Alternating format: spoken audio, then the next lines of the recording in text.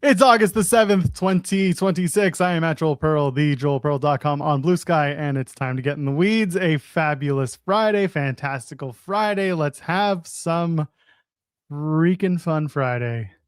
It's the end of the week, and we've made it. And SB3 is here. He made it with me. Brother, we did it. How are you doing today? I am doing splendid. I am here for my 5th straight day this week. I forgot how it felt to be on In the Weeds 5 straight days. This is the first time since Mania Week 2025. I can only do this once a year, I guess. And you're not doing it next week because I'm doing Monday, but then you'll get the Tuesday through Friday. Oh, joy. You and Jeremy get to talk about mostly basketball because Jeremy's sure not going to talk about wrestling. Well, free agency is over. This is the lull period of basketball. We could play some 82-0. We'll probably play a bunch of that and 5-star Booker. He's been ducking me. I've been trying to go one-on-one with him and you and 5-star Booker, but y'all both be ducking me. Well, we get busy. We get busy this time of year. Y'all don't want the smoke. I get it. It's fine. We're busy people. That's all. And I'm not? Well, no. All you do is watch TV and talk about it. You don't do anything else, SB3, right? I write about it too. That's fair. You do write about it too. That is time consuming as well. Yes. Exactly. It's very time consuming. And I have 2 kids. Yes. I mean, not right now. You do technically have 2 kids. Yeah. Yes, there are 2 kids at your disposal to deal with when you're back. At my disposal sounds crazy. Listen, sometimes you want to be around them, and sometimes you're like, leave daddy alone. Just relax. No, most of the time I want to be around them, but passports and visas have dates and stuff, and you have to renew them, and you have to be in the country to renew them. Unfortunately, that is awful. Have you considered not doing that? Yeah, I considered using a VPN, and then the person that was helping me was like, they will find that out. Don't do that. Okay. Yeah, they will absolutely do that. It's probably a better reason to do it, though. Who knows what could happen? Anyway, let's try it out. Yeah. We are planned to be joined at 10:30, so in about 20 minutes time, by the MLP Maple Leaf Pro Wrestling Canadian Tag Team Champions, members of First Faction. Right now, I know Sheldon Jean is for sure on the docket to join us. Brent Banks might be joining us. We're going to find out when that happens, but we're going to be welcoming the MLP Canadian Tag Champs to talk about the tapings this weekend that are going on in Windsor. They're going to be talking about MLP Northern Rising on October 2nd, where Cope basically helped them get to a sellout months before the event itself. A lot going on with MLP, and people want us to be talking more about them, and I am absolutely on board to be doing it. So we're looking forward to welcoming the tag champs in about 20 minutes time. Should be a fun time. I hear you watched MLP this week as well. I did. The fact that they are a 45-minute show with an hour with commercials is incredibly digestible. It's easy. I know you were talking yesterday about how you believe that I like simplistic wrestling. It's not that I like simplistic wrestling as much as it is I like a pretty straightforward story to start. And as long as they get from point A to point Z in a not just a meaningful way, but also in just a good storytelling way without taking too many detours, then I'm all about it. And MLP, there was some strong stuff. I loved, speaking of First Faction, they were in the main event defending their tag championships last night against Subculture in a great main event match. When you get stuff like that, it's cool. Good TV main event. There's stories going on with people who are not on the shows right now, like Bhupinder Gujjar, who's not winning much, but he's trying to find that thing that gets him over, which has honestly been the story of his life in and out of wrestling for the last 3 to 5 years. I see something in him. A lot of people see something in him. I'm curious as to what Scott and the MLP crew are going to find that might make people get invested in Bhupinder Gujjar. And yeah, otherwise, listen, the only match that didn't really do much for me was the Luigi Primo match. He had one against Michael Allen, Richard Clark, and it was just to do a comedy-esque match, which people know I like comedy wrestling, but Luigi Primo doesn't do anything for me. I get that a lot of people like him, but he's not my favorite brand of comedy wrestler. Otherwise, the show was great. They had a forward. This is what I like. Since we're talking real quick about MLP, and again, it's an hour-long show. You can literally do a review in 5 minutes if you want. I watched the first episode of Mayhem with Stu Grayson versus Jonathan Gresham, and that was really good. I watched that first episode. I got to catch up on the rest of the episodes. I have my AEW, so it's free on there, so it's a good value. So they do an opening match, and it's a fatal 4-way, and it's Evil Uno, Jonathan Gresham, TJP, and Johnny TV.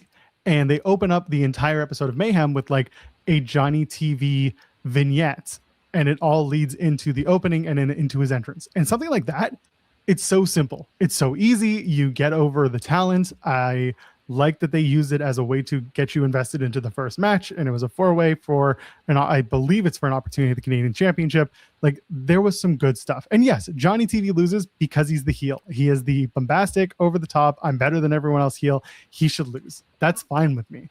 But the match was a lot of fun. It was a good time, and yeah, thought it was for an hour-long watch. There was a lot more good than bad. If one thing is the one thing that sticks out is not my thing, I'm cool with that. I thought that the women's match on the card was good. It was Taylor Rising and Big Al, and they had a good match.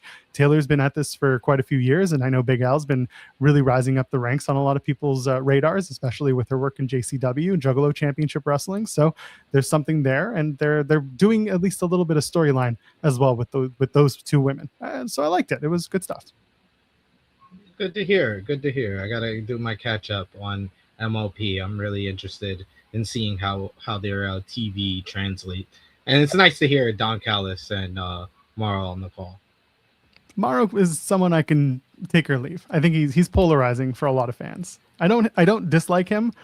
I just think Morrow's one of those people that you can. I think he's. You don't like pop culture references? Good in short spurts.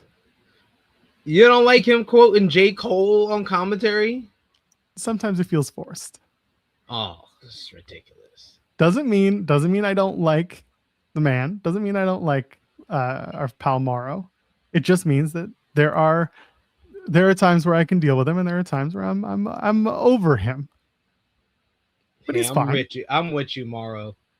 I'll never jump off the bandwagon. Good luck with that. Mm-hmm. Yep. Yeah. So that was it. So I watched MLP, and then I did watch TNA. I will be forthright because TNA. So here's the thing about today. The original thumbnail was the Rhea Ripley injury and surgery. Oh, we changed the thumbnail? Yeah, I changed the thumbnail. It was originally the Rhea Ripley surgery. And best wishes to her. She announced that after a lot of will they, won't they, when it comes to Rhea Ripley and her injury, she did announce yesterday on her socials that, 14 years on the grind, and she's finally had an injury that needs a surgery. So she decided to go ahead and have surgery on her knee, and we wish her well. It was very funny, or at least humorous to me, that at the same time that she does that, her husband posts a "I'm clear to wrestle" message. So good for Buddy Matthews. It's like the Bella twins all over again. Yeah, yes, that's right. So we wish both of them the best, because it's nice to see that Buddy can go again. He's cleared to go. And for Rhea, we hope for the best. We hope that she's got a speedy recovery ahead and that she comes back better than ever. It was just it's surprising, because obviously there is an interim women's world champion, right, or women's WWE champion right now in Chelsea Green. Feels like that interim might not be much longer. They may be the champion, but we'll see what they play it off as on SmackDown. They might just be like, now we're going to have a match between Chelsea and someone else that we actually want to be long-term champion, and that person is going to be the champion. How dare you? You don't think they want Chelsea to be long-term champion? What was the story Chelsea told recently in an interview where she talked to Triple H about doing something serious, and Hunter was like, yes, absolutely, let's do that. And then she said, oh, and then the next week they had me doing a 30-second comedy act. Well, this is the something serious now. It took him a while, but he got there eventually. No, I think you're being a little too hard on Triple H. I'm one person that has never been hard on Triple H, or never gave him a hard time for anything or criticized him in any which way. Oh no, I see what this is. I see what this. You're trying to get free tickets to go to see them in Dublin next year. I see what you're. I'm not going to Dublin. It's like $25 flight. I'm not going to Dublin. I know it's a short flight. I'm not going to Dublin. The Ireland. I've only been to Ireland once, and I didn't have the best experience. Yeah, I didn't have the best experience.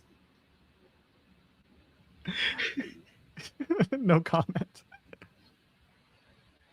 So what? You think Chelsea Green's going to be catered to and taken care of, and she's going to be the champion forevermore? Amen. I'm saying there's a chance. There's a chance, guys. I think there's an opportunity here where WWE can make her the legitimate WWE Women's Champion, and then they can tell a story of her, haphazardly tripping over her way to victories, being champion for a little bit before eventually, someone that they do want to see as a long-term champion beats her for the title. But you could still get a few months out of that story with Chelsea holding the WWE Women's Championship. Yeah, I think they're going to beat her like a drum the first chance they get. Unfortunately, I'm right. Unfortunately, you're closer to the truth than I am, but I'm going to hold out hope. Well, you know what? WWE gave me hope on Monday. They had a good episode of Monday Night Raw. That was Monday. Now it's Friday. Hey, I'm holding out. I'm going to hold out hope that tonight's SmackDown is better than last week. Monday was better than the week prior. The bar's in hell, so Yeah, no, they got I think they got like a 1.7 on Cage Match for last. Brother, they had like nobody in that building. It was something like 4,300 tickets in Green Bay last week. Yeah. So if you want to get into that conversation, that's not great.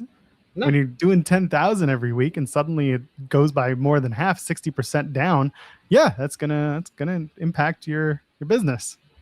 I love how the pictures of the empty section, the empty hard camera side at SummerSlam is just circulated like the day after and the days after the event. It didn't circulate at the event.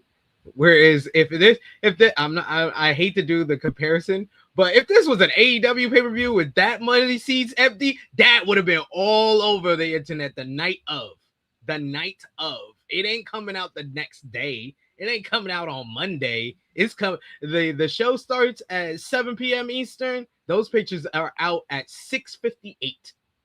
2 minutes before the show goes live, you already got people in the crowd that posting those pictures on social media. It took people a while to post those pictures of SummerSlam. I just found that interesting. Well, it takes a little bit longer to hack those phones for David LaGreca and friends. I see. I have not seen those photos. I have not seen. You haven't seen the empty seats? So I remember. I'll never forget the Nashville ones where half of the stadium was, tarped off, and that was a thing. Mm-hmm. But I have not seen them. I was waiting for them. I expected them to be showing up. And when I looked over, at the seats on the live broadcast, I was like, okay, things are pretty well filled out. They probably did a bunch of papering, and they did $25 tickets for the final 2-3 weeks of the event. So I figured, a lot of walk-ups, blah blah blah, and I just didn't think about hard cam side because I am a regular human being. But if they got a bunch of hard cam, no seaters, it's like, okay, cool. They don't put us there anymore for media. They put us in whatever media press box they want to, which is just not great. Again, it's like, I don't love. Sean has talked about it. Others have talked about it. Like when you're sitting in a press box at a wrestling event that's in a football stadium that normally has a giant field for you to watch this game at, and be more. It's a lot easier to watch from a press box to see a 100-yard field versus a 20-foot ring. It doesn't. Yeah. It doesn't work to put us up there. When I was at Money in the Bank in Toronto, there was so much lighting and truss and rigs that I couldn't even see from my seats. And I was right where the aisle ended and the ring began. And I was just like, there's just cables in the way. I ain't seen nothing. I can't even look at the screen because there was stuff in front of me. Like, it was just not a great viewing experience. And then when I go, most of the time with AEW shows, they will put us right by hard cam, which is what WWE used to do, by the way. This isn't a shot at anybody. This is just how things have changed. It used to be that they would put you opposite or with the hard cam side, which, again, I've said this. I love that. You see everything you're supposed to see, and you're low down enough that you don't lose track of what's happening, and you still get to see the fans and see the reactions. But when you see the stadium shows, it's tough unless you're in a prime position to see things. You don't. When I went to Vegas for WrestleMania 2 years ago, same thing. The best part about that WrestleMania was the catering. That was about it. Yeah, it's rough. It's rough. This is big stadium shows. It's been a while for me. I haven't been to a WWE stadium show since I want to say WrestleMania 34. Yeah, WrestleMania 34 was the last big stadium show. So it's been like 8 years, and yeah, it's always a hassle. It's a hassle getting to your seats, hassle coming out of your seats, regardless of how your view is from your seat. It just is it's a job to get in and out of the stadium, let alone enjoy the show throughout the whole night. Like here's I'll share my screen for this because I've got I pulled up the picture. Is it from Twitter? And like, yeah, this is hard cam is over here where Solo's staring. And that's just the way it is. I mean, they don't sell those tickets typically. And someone else said, Randy checks one more time if the tarps are needed. Like, Randy's like, yo, are they serious? There's nobody there. Well, they know where they're playing to. That's the one thing about wrestling is that they're all playing to the hard cam. So there's almost this mental don't worry about the fans behind you. They're going to react regardless. React to the cameras at home because those fans are the ones that are, the ones that matter for TV.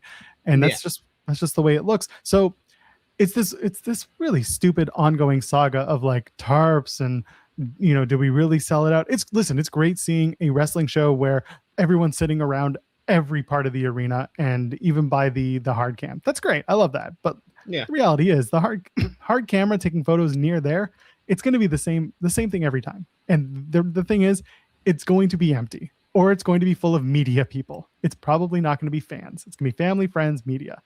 The rest of the people behind you, you're stuck. It's Shakespeare in the round and you can only, compete with so many things in the building. Yeah. It's tough. Very tough. Very tough. I just found that interesting and you even proved that by saying that you didn't even see those pictures until I said something. So I had to go searching for them. They had that. I'll give it up to WWE and their fans. They were keeping that under wraps, it seems. Yeah, that's fair. I wish I could bring up photos quickly from my Mania stuff, but I'm sure they're somewhere. Those photos you can see from the press box. Like it's hard to see. That's what it is. Yeah. I see our Fightful account has chimed in with tarped because that's what we do. Good to see you. I don't know who it is, but it could be Rob. It could be Kate. Could be Sean. Sean is up early these days. It could be Jeremy. He's gonna come on to check if you're still echoing. It's Kate, and did you know? No, today I'm wearing my AirPods so that we don't have the issue. But we didn't have it yesterday with Jeremy either. So now it's a Sean issue. Let's blame him. Oh, look at that! Look at that! You turned it over on him. 5 minutes until we are joined by Sheldon Jean, MLP Canadian Tag Team Champion, and hopefully Brent Banks will be joining him as well, the other half of the Tag Team Champion First Faction. So looking forward to chatting with them. But yeah, otherwise, I mean, I don't know if there's anything we really need to get into because again, for 5 minutes, we could talk about Meltzer's SummerSlam ratings. Oh no, you know what? What's more important than that? It's 19 minutes into the show, and if you haven't already, leave a thumbs up on the video because here we are yammering and yappering, and you haven't done it. Then what's wrong with you? Show us your love because we love you back. It's Friday, so a little extra niceness for you. And of course, you can subscribe to the channel. We're on our way to 17,000, and we're trying to get up to 17 million. So go ahead and press that button because we want to see you joining us every single day so that we can show that we are not only better than Busted Open, but we are the morning show that literally talks about everything out there. We're not beholden to one brand. We will cover them all. We will talk about them all. And that's what we do because it's what we do.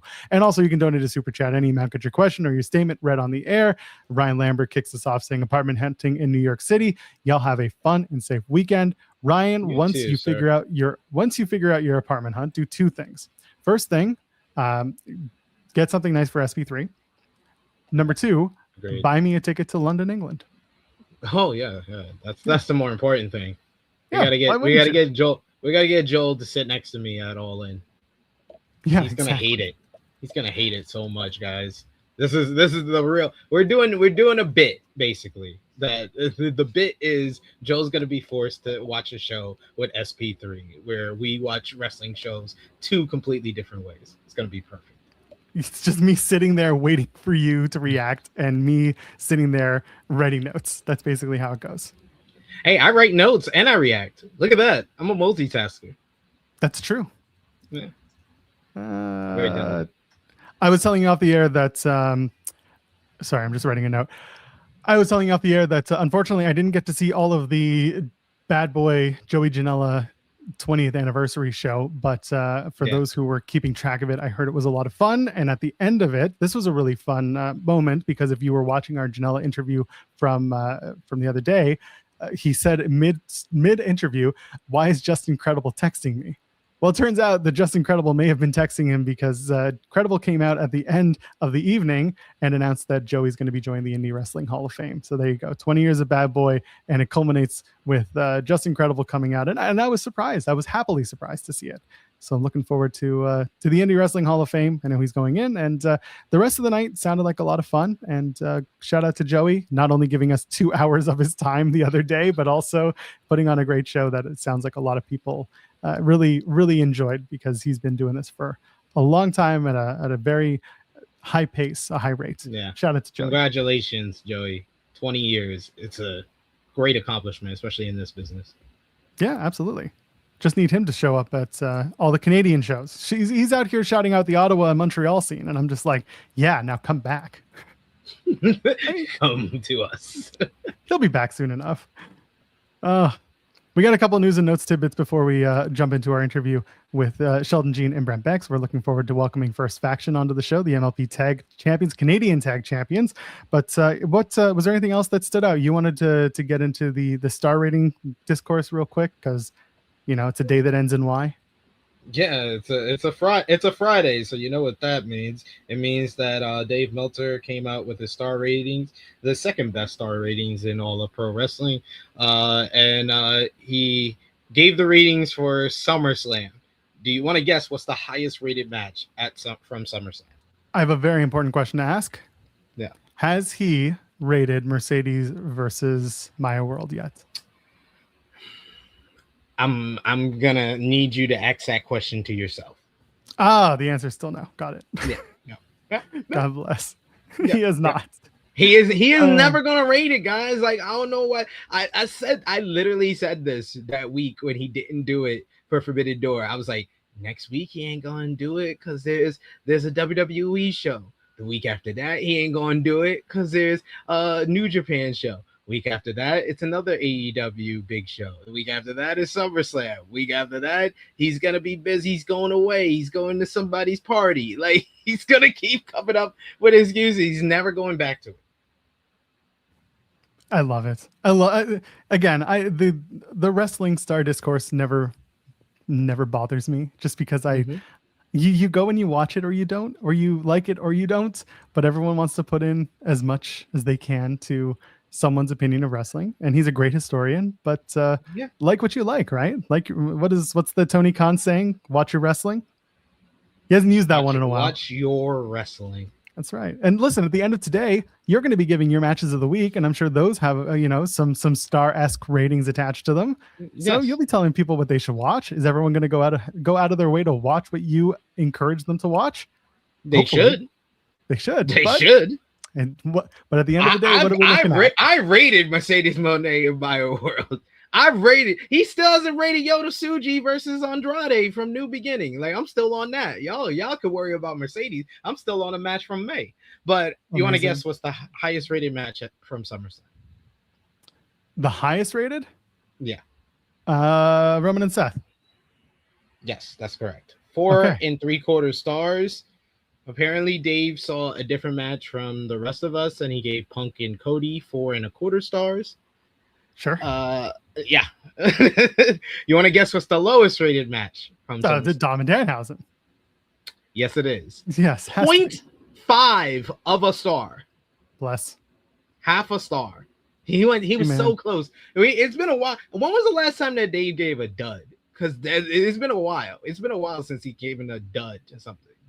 This got a dud from me when I did my ratings. Yeah, but you'll give dud to anything. You're just no, I won't. Dud master. No, it's been a while since I given a dud. I gave 2 duds for SummerSlam weekend. I gave one to that one and the Fatal Influence and Team Total Divas matchup. What was it that got it 0.5 instead of a dud? That's the question. I don't know. Maybe he really liked the way that Danhausen and Dominic were moving in the ring. I don't know. I think Grace called it. It's the 0.5 went to the mini. Yeah, you're probably right. You're probably right. I get it. And because it's Dave, absolutely. If it's lucha infused, he's like, oh, I love it. That's great. Let's do it. Yeah. Yep. He gave a 1.5 to the 6-woman. The 6-woman tag. Yeah. Yeah. That's unsurprising, but whatever. Fatal Influence and Team Total Divas. Yeah. I mean, again, it's all subjective art form. As much as we love what wrestling can be, it's not for everyone all the time, but our interview is here. Our people are here. If they're ready for us, they can give me a thumbs up and we can jump right into it. I see laughter. I see people getting ready. Are they ready? Y'all want to give me a thumbs up and we can hop into it? All right, there's a thumbs up. The director has done it.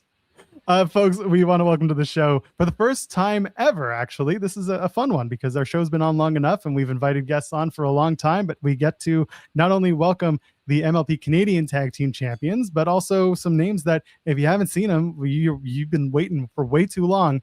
So we want to welcome to the show right now, the one and only Sheldon Jean and Brent Banks First Faction. Good morning, guys. Good morning. Thank you. Thank you for the introduction. We appreciate it. Oh, of course. How y'all feeling this morning? Good. I feel good. I feel strong. How about you, bro? Real good. Yeah. Ready. Getting excited for a busy weekend of tapings. You're in Windsor tonight and tomorrow for MLP. You'll be taping some MLP Mayhem. And Yes, of course, October 2nd is a big show, Northern Rising, sold out, coming up at Maple Leaf Gardens, the Mattamy Athletic Center in Toronto. What was the feeling like when you guys heard this is a sold out show and Adam Copeland's going to be there? What kind of the feeling when that happened? Well, Huge. Yeah. Well, we sold out the Garden last time. So this time with Adam Copeland, I reckon that it was going to happen pretty quickly. Maybe not this quickly, but considering the show's in over a month and we're already sold out, that's like very exciting and a testament to everything that MLP has been over the last 2 years. Just secretly, slowly, like digging away, and now we're finally here. So it's exciting stuff, but we got to deliver, obviously. Well, just so you know, the current MLP Canadian Tag Team Champions, just a small reason why that place sold out. I'm just saying. I was being humble. Yeah, I didn't want to see, but I was being humble. Sheldon, I don't know you to be humble, so I appreciate that. I was going to ask, being the Canadian Tag Team Champions, you are, part of the faces of MLP. How does it feel to kind of be a part of MLP now that they're on TV weekly with Mayhem, have so much momentum heading into Northern Rising? How does it feel to be in that position? The only word to describe it, like to simplify it, would be it just feels right. It obviously we're grateful for the opportunity. MLP as a whole is a godsend for all Canadian wrestlers, and we're definitely aware of that. But if you would have told us years ago that, hey, you and Banks are going to be tag champions of the biggest Canadian promotion there's ever been, I would believe you. It sounds believable. So it does sound right, but it comes with a responsibility just as far as the rare opportunity that MLP is giving us. And I think Brent and I, more so than anybody, are really taking advantage of that. I think a lot of other people could be in the position that we're in and just be happy to be there. But Brent's been in the game for so long. I've been in the game for a while, and it's not like we're just happy to be here. We actually have goals and aspirations and whatnot. So the idea of just being happy to be here and being grateful, that's not enough for us. So it's very exciting, and we're locked in. Yeah, just being a Canadian wrestler for as long as I have, there's been so many things that kind of came in and out of the scene, and just to have something like this finally for Canadian wrestlers, it's just a huge thing. I've been waiting for so long for something like this. I've seen so many things come and go, come in and out, and say that like the big thing, they can do so much for this scene. But I think Maple Leaf Pro Wrestling is going to do something real big for the Canadian scene. It's going to help a lot of Canadian talent from now until forever. Even just to slowly add on to that is like there are Canadian wrestlers that could have benefited from MLP that have retired since, that have stopped since, just because the timing didn't work. MLP wasn't around when they were in their heyday per se. So it's almost would be disrespectful for us to not give everything and really take advantage of this for the guys that didn't have this opportunity. Even if you look at someone like Josh Alexander, he ended up doing just fine but he could have benefited from MLP being in his career 10 years ago. Luckily, we're in that sweet spot, so I'm definitely not going to waste it. Yeah, you mentioned, Brent, you've been in this business, I read, it was about 20 years now. Is that correct? Yep. When I found that out a couple of weeks ago when I was in Montreal, and Speedball Mike Bailey said the same thing, 20 years, and I said, oh my God, I'm getting old, but also you guys have been staples in this Canadian wrestling world for as long as you have. Talk to me about coming up in those 20 years, because you've come up with Josh Alexander, with Ethan Page, with Sebastian Suave, who's a big member of the indie family as well in Canada, and RJ City, and Evil Uno, who's a fixture on MLP as well. Talk to me about those times in the business, starting out with all those dudes, and just kind of what were the aspirations? What were you sharing with each other? Maybe what you weren't sharing with each other? Talk to me about that time. Well, time definitely flies, as they say. But I mean, it was tough at times. I mean, it's just that you're having so much fun. Your aspirations are to get to some sort of television show, sign some sort of contract to be a professional wrestler for years, right? So just over the time, you just kind of get in the groove and just start having fun when you're doing, just trying to hone your craft, and hopefully something will pop up. Maybe there's opportunities to get into WWE, TNA, maybe even AEW. But now I feel like I don't feel like I'm just spinning my wheels anymore here in Canada. I feel like MLP is something that like I could just be proud of here and like have an actual real goal after all these years. I mean, I've been having fun. That's how I've been doing it for so long. But now I feel like I can really sink my teeth into something. And I think MLP is going to do this. So, Sheldon, you spent a couple of years on weekly television before with TNA, and you spent a lot of time, working with different veterans, most notably Kenny King. Kind of tell us what that experience being in TNA helped you with being on weekly television that you're using now that you're on MLP Mayhem every single week. Yeah, there's no teacher like experience. So whether that version of Sheldon thought he was ready and good, whether he was right or wrong, there's nothing like experience. So having the week-to-week experience of just the ins and outs of TV, that was invaluable. Having Kenny King, someone that had been in the game for so long, and not just in the game, on TV for a very long time. People don't realize how valuable those people in the locker room are. So I'm using everything, and I think that's where I benefit most. I say I'm good at a lot of things, but I actually think I'm very good at learning and applying from other people's mistakes and my old mistakes, etc. So everything from even before TNA to being on TNA has helped me cultivate the person that I am now. The confidence doesn't just come from belief in myself, it's experience. And after a while, when you've been in the game for long enough and you're actively trying to get better from your experiences, it turns out the way it has turned out thus far for me. So I'm grateful for it, and I'm still learning in many regards, but just because I'm still learning doesn't mean I'm not confident in my ability. So Sheldon, you mentioned invaluable experiences. Let's talk about one this past weekend. You were at Minneapolis. You have a WWE tryout, did you? I did. Yes, sir. I did last week. Talk to us about the experience. Talk to us about how that all came about, the feelings, the opportunity, everything. Let's get into it. Yeah, well, they contacted me a couple months ago and told me. So since then, I've just been overly training. It's funny. I didn't really have to change too much of my regimen because I'm already training pretty hard constantly. But I tweaked it a little bit just because I didn't want to waste this opportunity. Obviously, it was exactly as advertised. A lot of eyes on you, a lot of faces, a lot of like unreal athletes from different sports all around the world. Like all the horror stories we hear about the tryouts are real in terms of the cardio, what they're looking for. You can't just stand out with wrestling. They very accurately say they're not just looking for good wrestlers. They're not just looking for good talkers. They're looking for superstars. And there's a difference between all three of those things. I'm very confident and content with my showing. I think I showed pretty much the best version of Sheldon Jean. Obviously I'm not perfect, but I'm very content with the showing I had. And that's what all the work leading up to it was for. I said, okay, it all comes down to this week of this tryout. So I'm just going to try my best to show the best that I can do. And I came pretty close. So I'm content with it. What do you think was your strongest moment in that tryout? Man, I was pretty steady the whole time, but I think just in terms of in comparison to other people, I'll always stand out when it comes to verbally speaking and communicating. It's just one of those things. Yeah. They were both saying yes. I was waiting. I was waiting for that answer. They're like cosign. Yeah, absolutely. Same time. It's just one of those things. And at the same time, to link it to MLP and Canadian wrestling, I was the only Canadian wrestler there.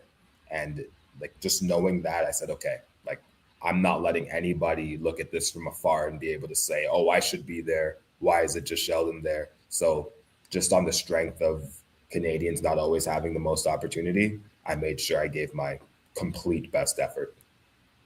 Did you get any advice from anyone before you went out? Because I know there have been other Canadians that have done the tryouts, other people you've worked with that may have given you some parting words before you went off to Minneapolis.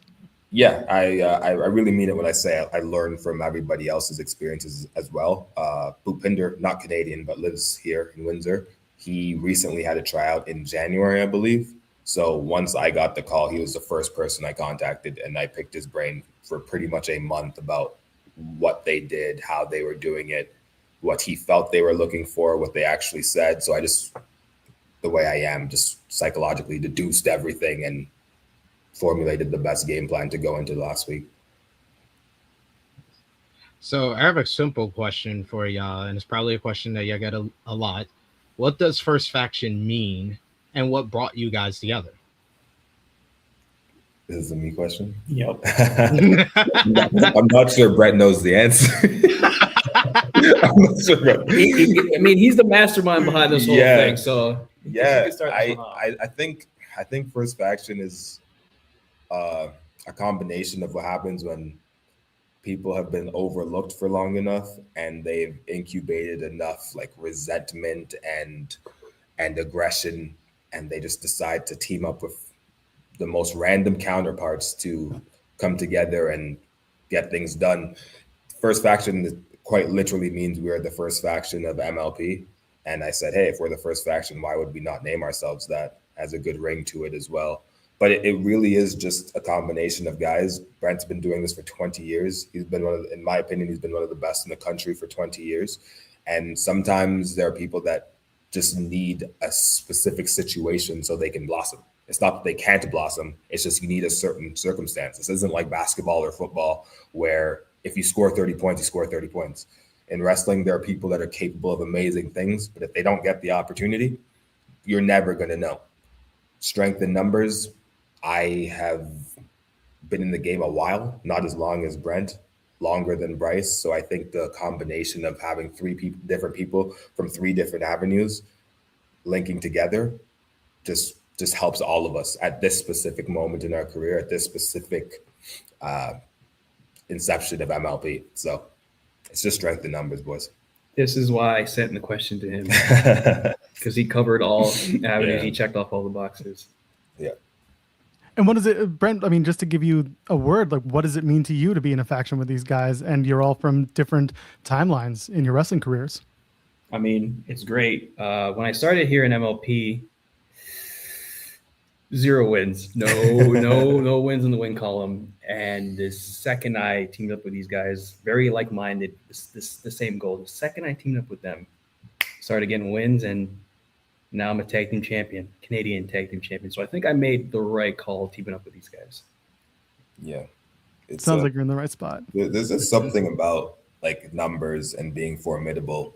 I think whether we had the titles or not, us rolling together, having someone as good as Brent, so having someone at my level, like just wrestling together at the same time in the same place, like there's a certain respect that you can't deny. And I think that's why the titles inevitably gravitated towards us, even though we hadn't tagged before, we haven't teamed before. I don't even think I had wrestled Brent before, but like in a singles match. But there's something about numbers and appearing and feeling formidable. And Bryce is super young, like he's a kid, and he's very talented and has a bright future. And I just think if for all of us, he's in the best position just because he has the most time, right? Yeah. Sheldon, did you compete in Canadian Big Brother? I did. I did. You lasted 4 weeks if my research shows correctly. Well, just for the audience, the entire cast lasted 4 weeks. The pandemic broke out while I was in the house, so I was never eliminated. He just had to put that out so there. We're clear. He wasn't eliminated. Just to clarify even more, not only was I not eliminated, but I was the current head of household. I was the first contestant to ever win back-to-back head of households. So not only was I in the best position, give it up for him. Not only was I in the best position in the house, I was in one of the greatest positions there's ever been, and I only played for 4 weeks. But the pandemic inevitably won. Did you ever think of rebranding your wrestling career and calling yourself the head of household? It just doesn't have a ring to it, but the thought did cross my mind. We tried, we tried to figure out something, but it didn't work out. Is that how you thought that response was going to go? I completely forgot. It's a trigger. It's a trigger. It's a trigger for me. It's a trigger for me, man. It was 5 or 6 years ago. I'm over it now, but pretty devastating when it happened, man. I was on fire. I was on fire. Damn. You know what's funny? I had that question in an old Google Keep doc that I keep for wrestlers that like I'm trying to interview. And at the time, I think you were coming to either C4 Wrestling or Greektown or one of the indies that I was covering. And I was like, I gotta ask Sheldon about Canadian Big Brother. I completely forgotten that was around pandemic time. That's amazing. No, I learned about the pandemic in the house. There's footage of this everywhere. It's like a viral clip because it's very rare to have 15 people not know about the pandemic and you have 60 cameras around them to get the reaction. It was unreal. It was unreal. Would you do it again if you were offered an opportunity for Big Brother? That's the $1 million question. I get asked that at least once a week. I'd have to get asked first to know. I just don't know. But there's something about unfinished business that as humans we're just not okay with. That's a yes. You would do it. We're just not okay. What about other reality shows that take from Big Brother? Because a lot of Big Brother players transfer over to the Challenge or Traders. Yes. I think you would do great at Traders. What you just said, I don't know any of those two shows, but everybody tells me I should do those two shows. With that being said, I'm a wrestler. I'm not a reality TV guy. I just happen to love Big Brother. I grew up watching Big Brother. I just happen to like it. It's a strategic game, but I'm not a reality TV. You're not going to see me on Love Island. You're not going to see me. No, you're not going to see me do this nonsense. That's what I was thinking. It's just Big Brother was just an obscure dream that I had that I happened to be able to do. Like I can be the biggest wrestler in the world. If somebody asked me to play Big Brother, I'm going to consider it. It's one of those things. So, no. No. Have you ever played Clue or seen the game Clue? Like the board game? Yeah. Yes, of course. The Traders is the reality show version of that. I think you would do great on it. I know it's a strategic game. Yeah. But there's just no love. There's no love from me for it. I loved Big Brother. Like I understand. I can't just play every strategic game. But like you know what I mean? I do appreciate it and I do believe I'd probably do well in it, but like there's no love. You see what you guys started? Yeah. Asking that. You guys triggered.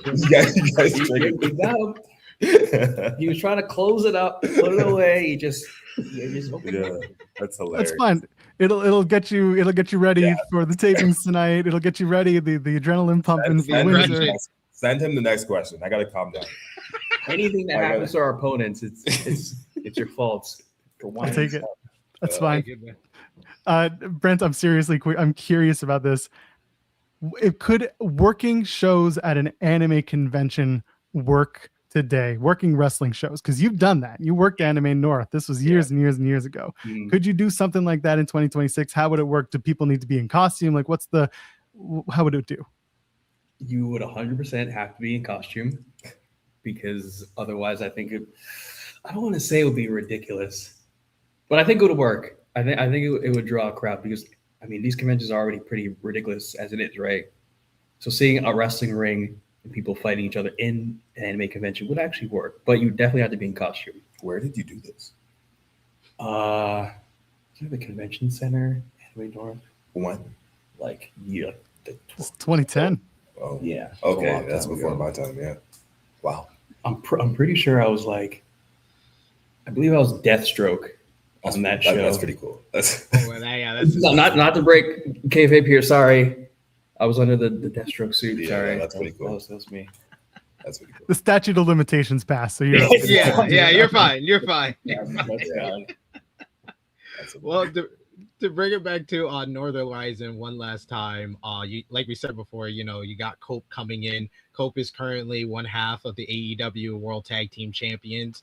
Is there any chance that you guys are gonna kind of call him out and maybe set up a tag team match in the future? You can't have another tag team champion walking into your company. I'm just saying. How do you feel about that? I mean, you said it right. We can't just have him come in here and not at least greet us at the door, right? This is our house, right?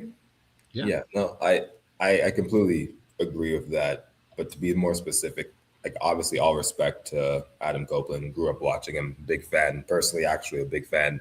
However, like this is ours, you know. We're not just the tag champions. It's not just like a tag division. I hate when people say, "Oh, they're the top of the tag division." It's like, no, we're the best thing in MLP. We're the most consistent thing in MLP. Look at all of the shows, even the shows that aren't televised, etc. We're the staple. We're the operative variable. So he can show up for the show. He can help sell out the Garden. That's cool. A lot of people show up for these shows. They come and they go. It's fine.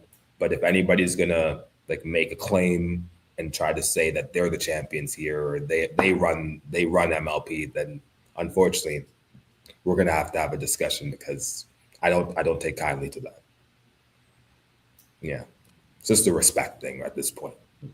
All right. With all due respect, yeah, it's just a respect. We're just gonna bookend that with all due respect. You can't just show up every 6 months or every other show and just try to be the main event guy every time. Like that's just no. Yeah. No. Not in this country, not in my country. So before we let you go, we have a little game that we like to play. It's called Partner Promo Punch in the Face. You guys are actually the first tag team that we get to do this with because normally we don't have everyone together. So we're going to have fun with this. So Partner Promo Punch in the Face is simple. I'm going to give you 3 teams actually, and you're going to pick which one you want to promo with. So on the microphone, 2-on-2, which one you want to tag with, and I guess what would be an all-star 8-man tag, and then which one you want to punch in the face, have a tag team match with. So the 2 of you will have to work together with these 3 teams to figure out which ones you want to partner promo punch in the face. You ready? Yeah, right. It's the Good Brothers, SSB, for those who don't remember, that's Uno and Stu Grayson, and Fresh Air, talking about Junior Benito and McCray Martin. Partner, promo, punch in the face. Well, we took the titles from the Good Brothers. We quite literally punched the Good Brothers in the face. We're gonna just do it again. Yeah, that's for certain.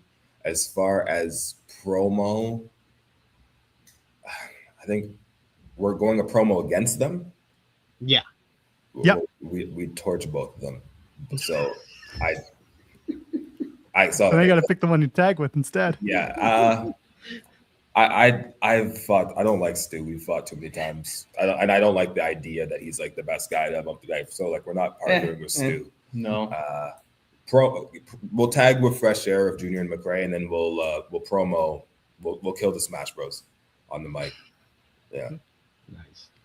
Okay, I can deal with that. So in the meantime, before they do all of those things, you can check out MLP Mayhem in Canada. It airs on TSN on Wednesdays. If you're international, My AEW hosts the show on Thursdays. They're going to be in Windsor this weekend. Show's sold out. Great opportunity to come and see them if you got tickets. And if you can't, October 3rd, because I misspoke earlier, October 3rd is Northern Rising in Toronto. Show is also sold out, but guess what? You never know when someone's going to have a ticket ready for you. So just keep in mind that these 2 guys here, these Canadian Tag Team Champions, first faction, Sheldon Jean and Brent Banks, are going to be there. And you can too. So boys, before we let you go, I'll let you put yourselves over, get your socials out there, and tell people where they can find you. I think you need this more than me. Hello world.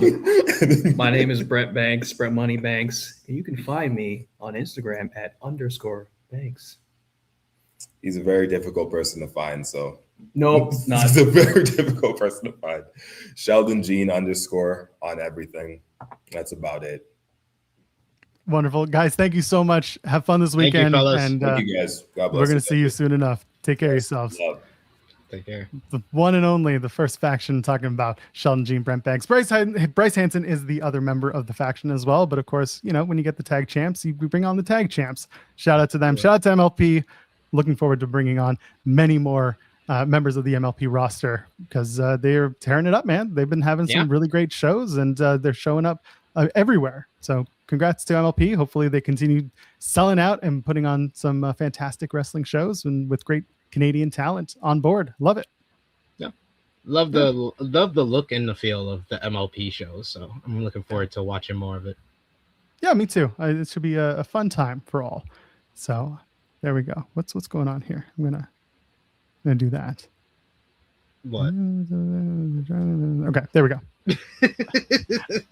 I think they just closed the lid on the laptop and didn't power down yet. So there we go. Anyway. Oh, there we go. So fun chat with them. Love those guys. Looking forward to seeing them everywhere. I mean, I already see Sheldon and Brent almost everywhere in Toronto working the indies. So I heard you guys are like friends. We're not friends, but we are aware of each other. Your colleagues, your acquaintances. Acquaintances more than colleagues, but I do enjoy when I get the opportunity. Is someone calling us friends? I thought y'all were friends. No, I respect them greatly. I think they've been doing some wonderful work in the Canadian Indies. So love them. Love those guys. So check them out. Yeah, let's. What do you want to talk about now? I guess we could talk about TNA if you want. It's up Should to we? you. It's up to you. We'll get into the main topic, the thumbnail topic, the revised thumbnail topic soon enough. The episode of TNA again was okay. My favorite thing was Mara Sade shows up, loses her match to Heather by Elegance, and then afterwards they're doing the injury report and they say her status is uncertain. And I'm like, no, it's pretty certain. She's left. You even reported. That was my favorite part. TNA had even sent out a press release saying that we've parted ways with Mara Sade. And I'm like, what do you mean her status is uncertain? You fire, well, you didn't fire her. You tell people you've made it look like you fired her, but instead it's like she left. There's no uncertain status. This is that Ricochet leaving WWE and he's out for he's out indefinitely. Indefinitely. Just amazing. So they are it looks like they are going to do the Elegance is fighting for the Knockouts TV title. So that's fine. They're going to be fighting each other. I mean, it's not official yet, but if one gets in, it almost feels like the other one is going to get in. Who's the other one facing? That's the Indy Hartwell match for Heather or for M. I think Indy's going to win that one. Okay, well, I guess we'll find out soon enough which one is going on to face Heather by Elegance.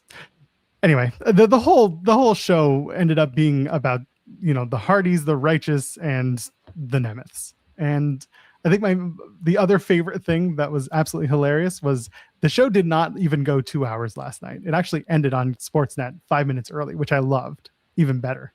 Because they had that awful ending. Oh my God. They tease a contract signing. It's a contract signing. This was horrible. It's a contract signing the entire night. They're like, Jeff Hardy and Nick Nemeth, they're going to sign the contract for their upcoming TV world title match. And everyone's like, okay, that's going to be a hot segment. How do they top the last time Nemeth and Mike Santana, Cruz del Toro Santana had a sit down, whatever. How are we going to top it? Well, it turns out you top it by Jeff Hardy sitting there on his sketch pad, ignoring everything Nick Nemeth said. Did not say a word. Probably was like, how much you paying me for this one? Nothing? Okay, well then I'm just not going to say nothing.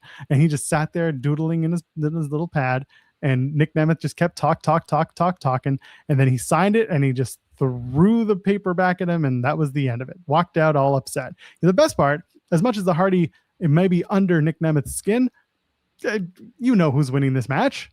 They're not going to change the world title, A, on a television episode, and B, to Jeff Hardy, the tag champion.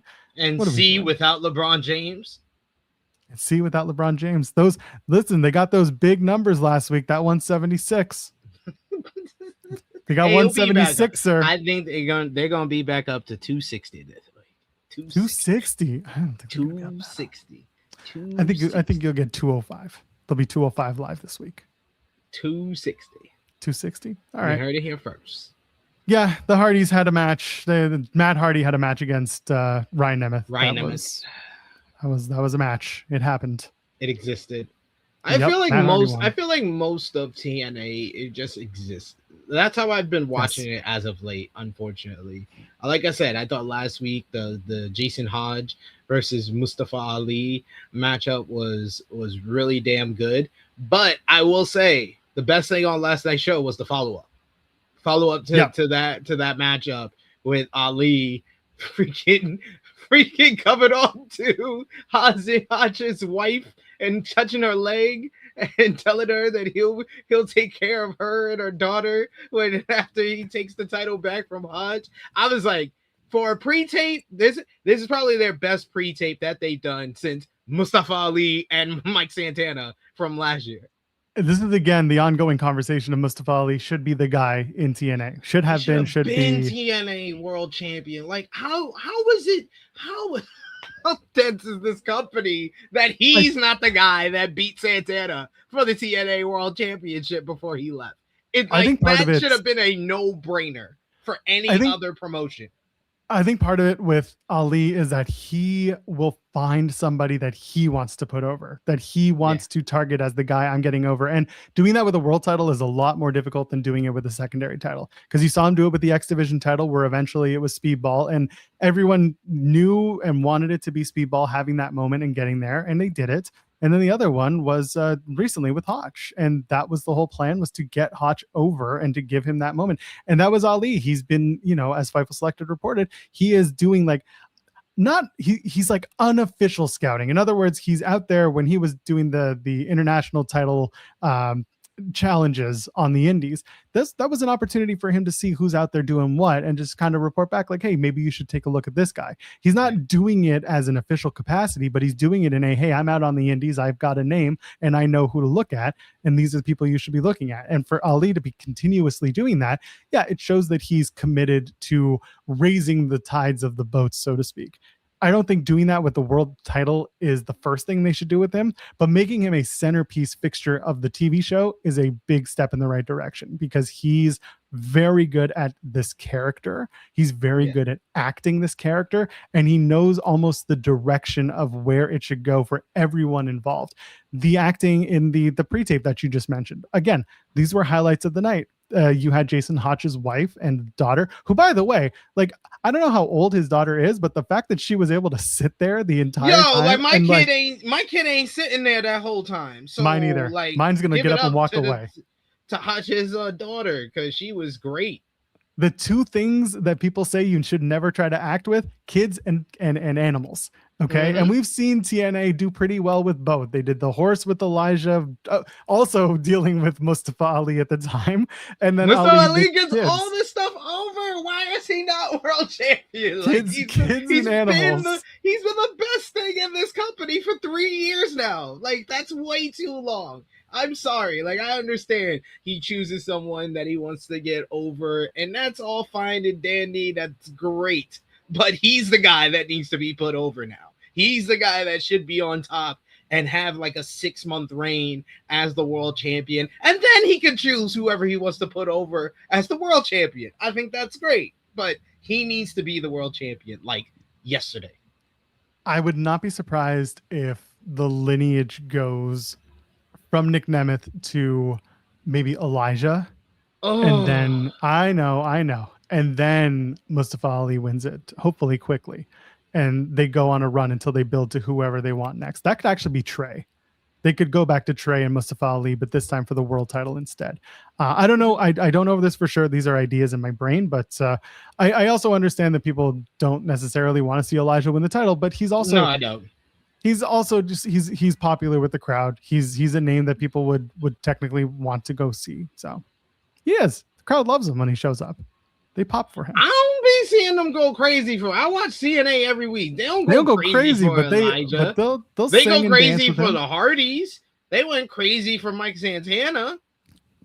They got there with Mike Santana. They didn't go crazy at first, but they got there real quick because he's over. What crowd, Joel? That's fair. Listen, if your problem is specifically the brain idea is that Elijah wins the world title, I get it. I'm just thinking of the first babyface that could feasibly take the title off of Nick Nemeth? Because if you got one in your Moose. brains, Moose. sure. Okay, you could do Moose. Moose is a good shout, but I don't know if people want to do Moose so quickly. Leon Slater. They ain't doing Leon Slater. I know they ain't, but you said name a babyface. If you want to, you know what? Here, if it's not Trey, then do you want to build Ricky Sosa that quickly? No, I think Ricky Sosa should win the X Division championship. I agree with you. I think Leon Slater is closer. And maybe saying, hey, Leon, we're building you up to win the TNA World Champion convinces him to resign. Did you say that with a straight face? No, I had my. Thank you. Okay, thank you. Do not say that. That little smirk there should get people. If you're watching us, you know. If you're listening to us, do not go after SB3 because he knows that no. Rich, it ain't gonna be Rich Swann. Like it's again, I understand that people don't necessarily like Elijah, but he's a name that people that they might gravitate towards in the TNA world. He's former WWE. That's enough for them. Yeah, you know that's enough for them. Like Moose is Moose, and again, feel how you will about Moose. Moose also continues to like give when it comes to TNA. He's a soldier for them, so like they could reward him with that. Again, they're looking at the baby faces on the card, but. I wouldn't be surprised. There's just way too many people to me in TNA that are doing the best stuff in the company that are like working underneath or working in the mid card. Because I say this all the time whenever I talk about TNA. Ali should be a world champion. AJ Francis should be in the main event picture. Like when you got those guys that are like underneath and you just keep putting over the Nick Nemeths of the world and I suggested Moose, but Moose is another one who always gets a run. Eddie Edwards is another one who always gets his run. But then there's other people that are working just as hard and doing better work right now for the company that aren't given that chance in the main event picture. And I think that's ridiculous. You're right, but it's TNA, so this is what we get. But yeah, the stuff with Ali and Hotch was definitely the best of the night. The segments all backstage, and they really the through thread was Hotch and his international title win, and how it kind of played out with Ali being upset and just kind of going cold-blooded serial killer vibe with that segment with Hotch's wife and kid, who again the highlight of the night was that kid because she was just aces all night. I was so surprised. So well behaved. Yeah, sets up Hotch and Ali rematch in the cage in his hometown of Chicago at Lockdown. That should be a great matchup there. Fabian Eichner was on the show, Mikey. He was. You asked where is Fabian Eichner? He was on the show. He was on last week's show too. He was part of the X Division run. He's been on very, very often. Yeah, actually. That's why I'm confused on why. Yeah. That's the better. If you kept it just at where is Yuha Nation, that's a good question. When you added where is Fabian Eichner, there's an answer to that. Yeah, Yuha Nation. The answer is backstage at TNA not being used and Dragon Gate. Yeah, I saw it. In that order. Going back to Dragon Gate in September. Yeah, as he should. He should go where he gets paid.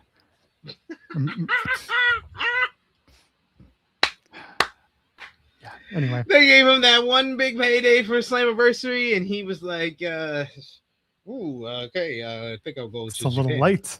He's like, I think I'll go over here to Japan. They're gonna fly me economy to Japan. How are you guys gonna get me to the next show? I don't know, maybe a van.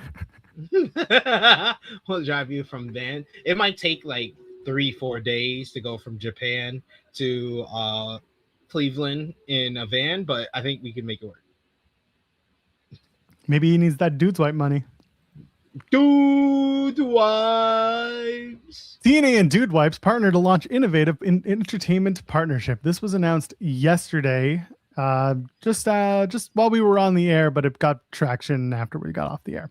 TNA Wrestling Today confirmed a new partnership with Dude Wipes, the fast-growing personal care brand, bringing the brand directly into the action through an innovative, entertainment-driven fan activation. The collaboration will feature, this is where you want to open your ears, by the way, the collaboration will feature a custom integration built around one of TNA flagship weekly TV show, Thursday Night Impact on AMC, blending live event experiences, original content, and fan engagement into a seamless campaign. Keep listening. The partnership centers around Dude Wipes mascot. Do you know the name of the mascot, SP3? Is it Deuce?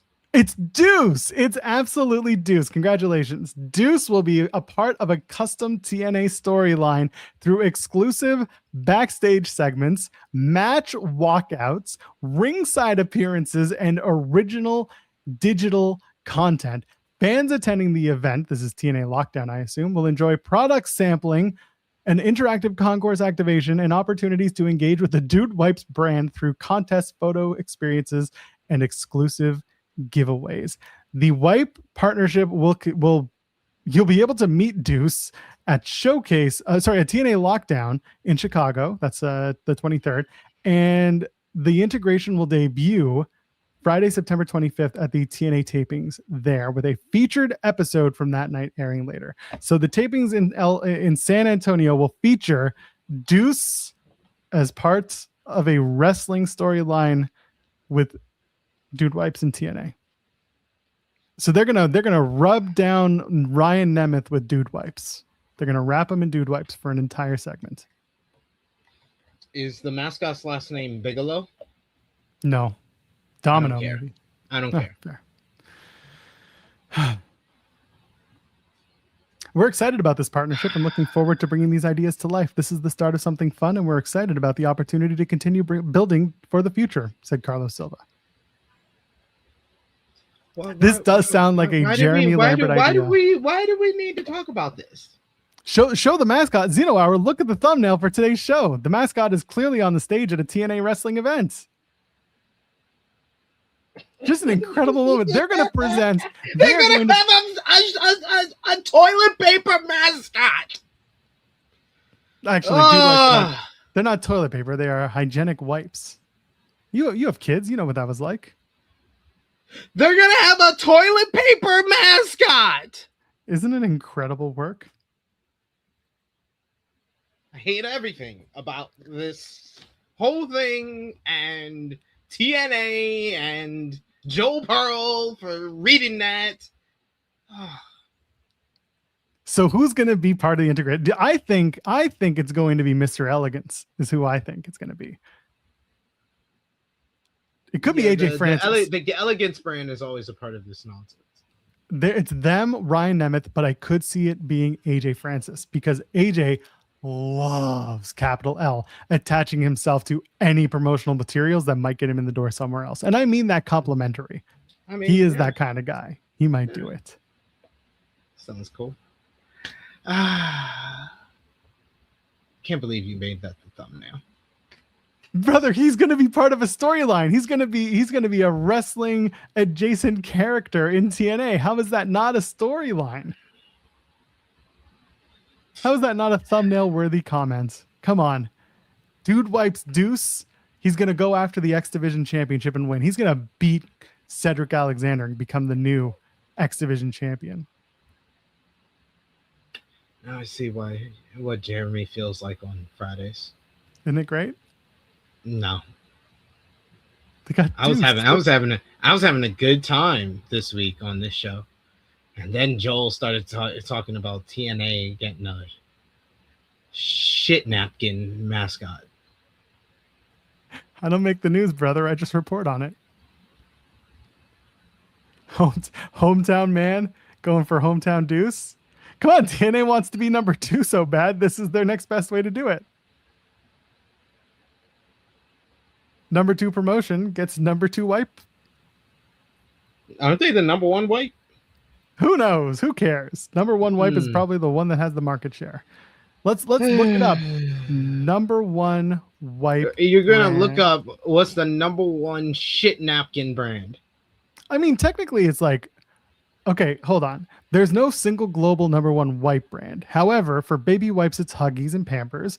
Water wipes for sensitive skin, and Clorox for disinfecting. For flushable and personal wipes, Cottonelle and Nice Pack and Dude Wipes lead the respectable whatever. They lead that.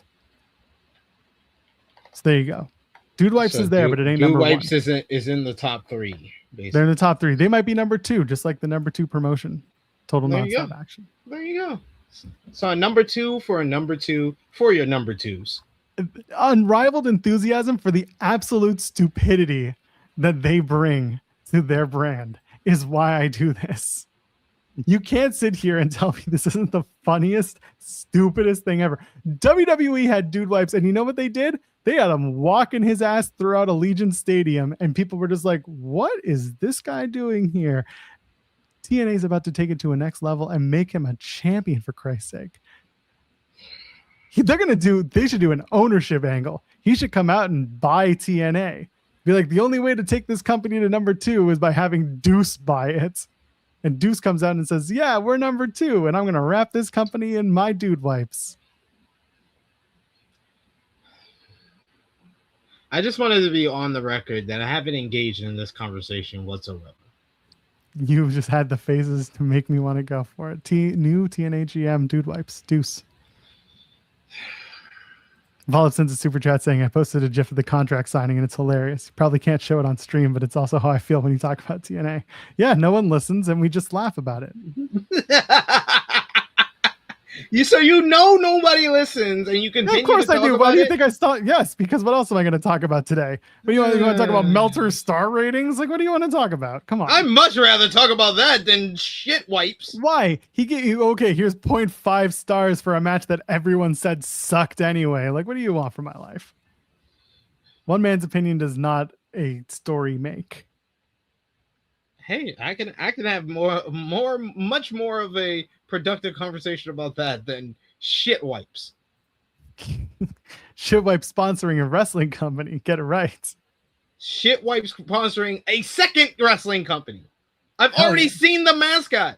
I've already seen a wrestling promotion who had dude wipes as a sponsor. This is nothing new. They're just gonna use the mascot outside of one event like WWE did. What if Dude Wipe started rating wrestling matches? What if that was his gimmick? He is the Dave Meltzer of wrestling ratings. Dude Wipes comes out and starts giving match ratings in TNA. He hosts a podcast. Who hosts a podcast?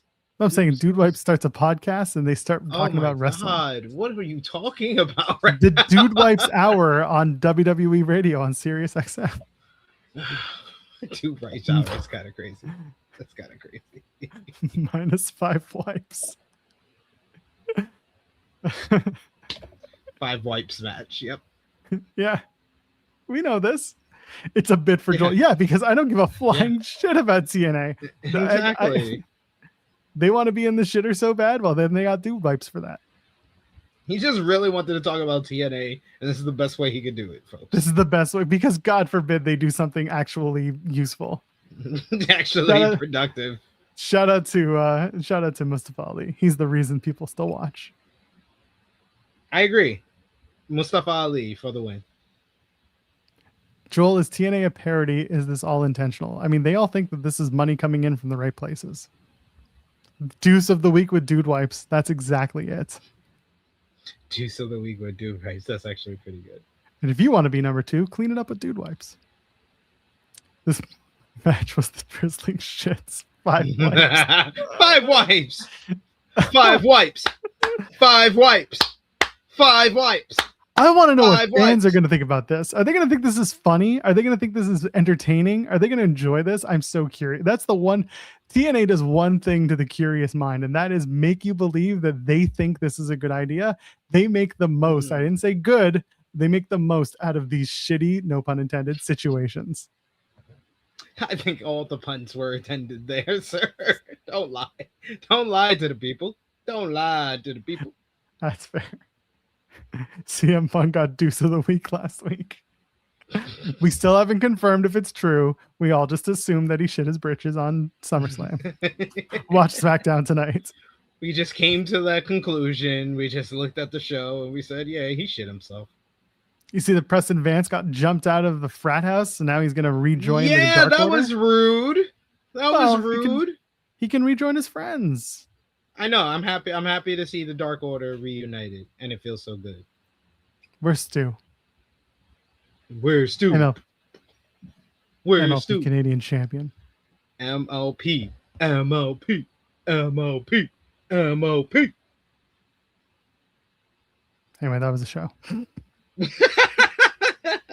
Did we talk about everything from TNA, or that was it? That was the important stuff. You just wanted to talk about do rapes. Knockouts World Title. Wendy Chu came back and lost a match to Xia Brookside. Xia Brookside and Elena Black are going to be in the cage, like I've been saying for months now. So that's your Knockouts title match. Again, the fact that I can plot out the entire company's trajectories until Bound for Glory is exactly why I stopped covering them. I'm sorry. Once in a while, I want to get something completely out of left field and like something that matters. But instead, the only out of left field thing, because I said the same thing with the Knockouts TV title thing. I was like, it's one of two things. It's Mara Sade and Indy Hartwell, and then Mara blew that up by leaving, which good for her. Get your bag. And I was like, okay, so it's the Elegance. Where is Ash by Elegance? You'll never find out until she shows up when one of the Elegances wins the Knockouts TV title. Sure. I just laugh at Joel sometimes because it's like you give us your real thoughts as you're watching TNA when we recap TNA. Yes, and when I used to keep notes, I'd have them in front of me too, just to remind myself of how stupid the show was that week. It's always like he's like answering his own question. Like, why are they so stupid? This is why they're so stupid. It's because I'm sitting there on my own week after week when I was doing these reviews, talking to myself. So yes, I was having an inner monologue half the time. I love the Joel inner monologue. Now I understand why people watch the TNA post show. It was just me talking to myself, and some of the times the chat would get in there, and I would just be explaining it. And the problem is when I'm having inner monologue conversations, and 90% of the time I'm right.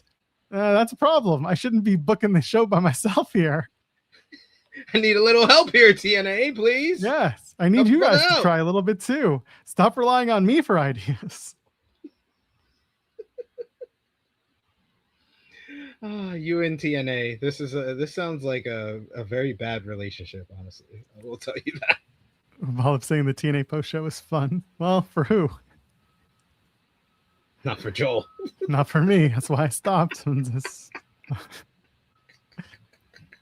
just incredible. Oh, Joel. Joel, just admit you love TNA despite the crap booking. Wrestling is subjective. No, I don't. I don't love TNA. He really doesn't. I really don't. We talked about this on Monday. I am a completionist.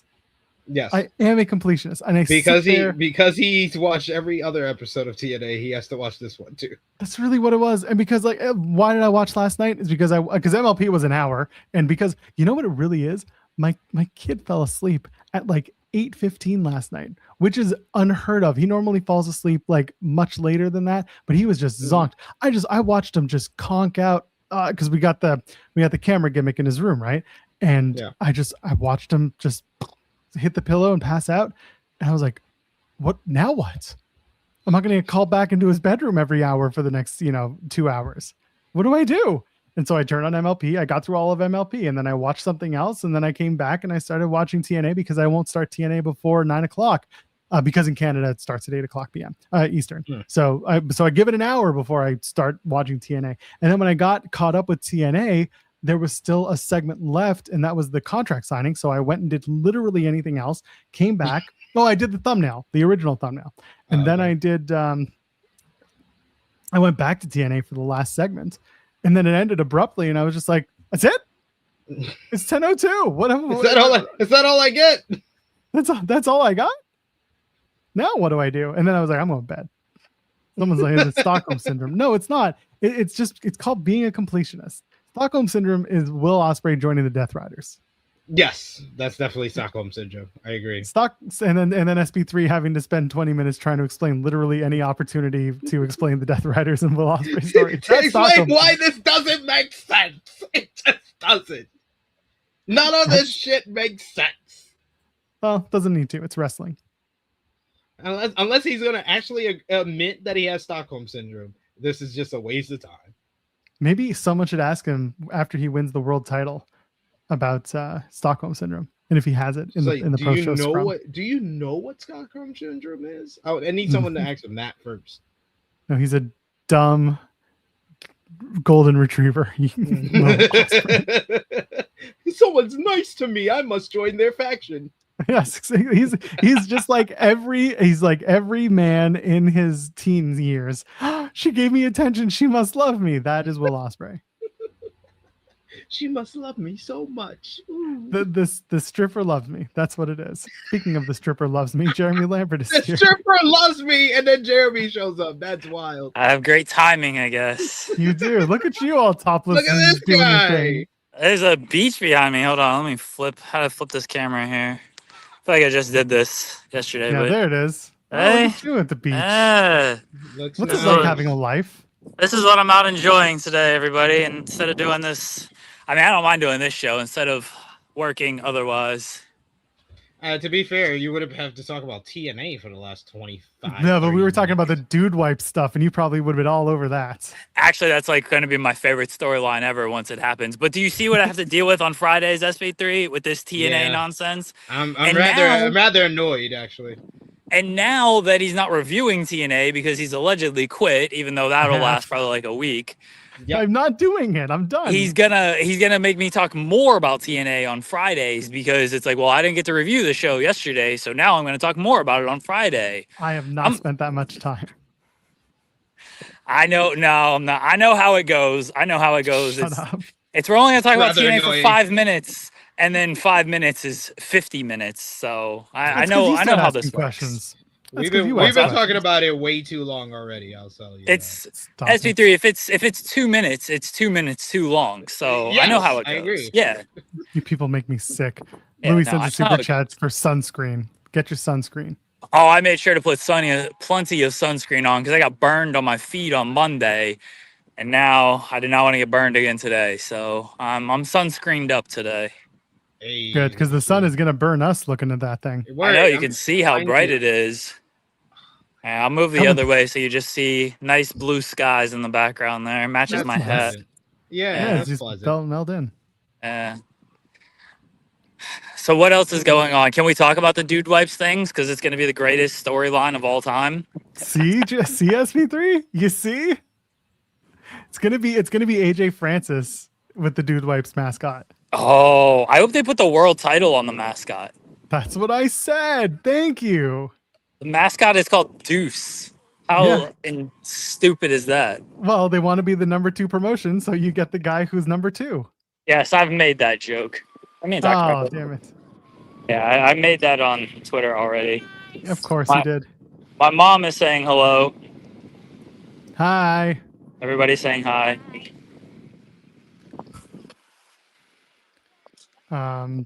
Yes. Thank you. Why is Iron Man here? Anything but TNA for SB3. Can't blame him. Yeah. Deuce is going to be a world champion in San Antonio. We got to get Cam Hawkins to that show. Oh boy, don't subject Cam to that. That sounds terrible. Are you kidding me? He loves wrestling. He loves all Sounds wrestling. terrible. Nothing makes him upset in wrestling. He needs to go to the wrestling show. Iron Man is taking SB3 spot. All right, I'm gonna get out of here. I'm gonna go back in the water. There's a bunch of kids here that are not mine, so they're easy to give back once I get done playing with them, which is very nice.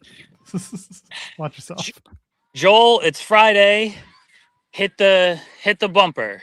All right, one sec. I gotta find it. Where is it? Oh, you always know where it is. Here it is. Wait. Which one is it?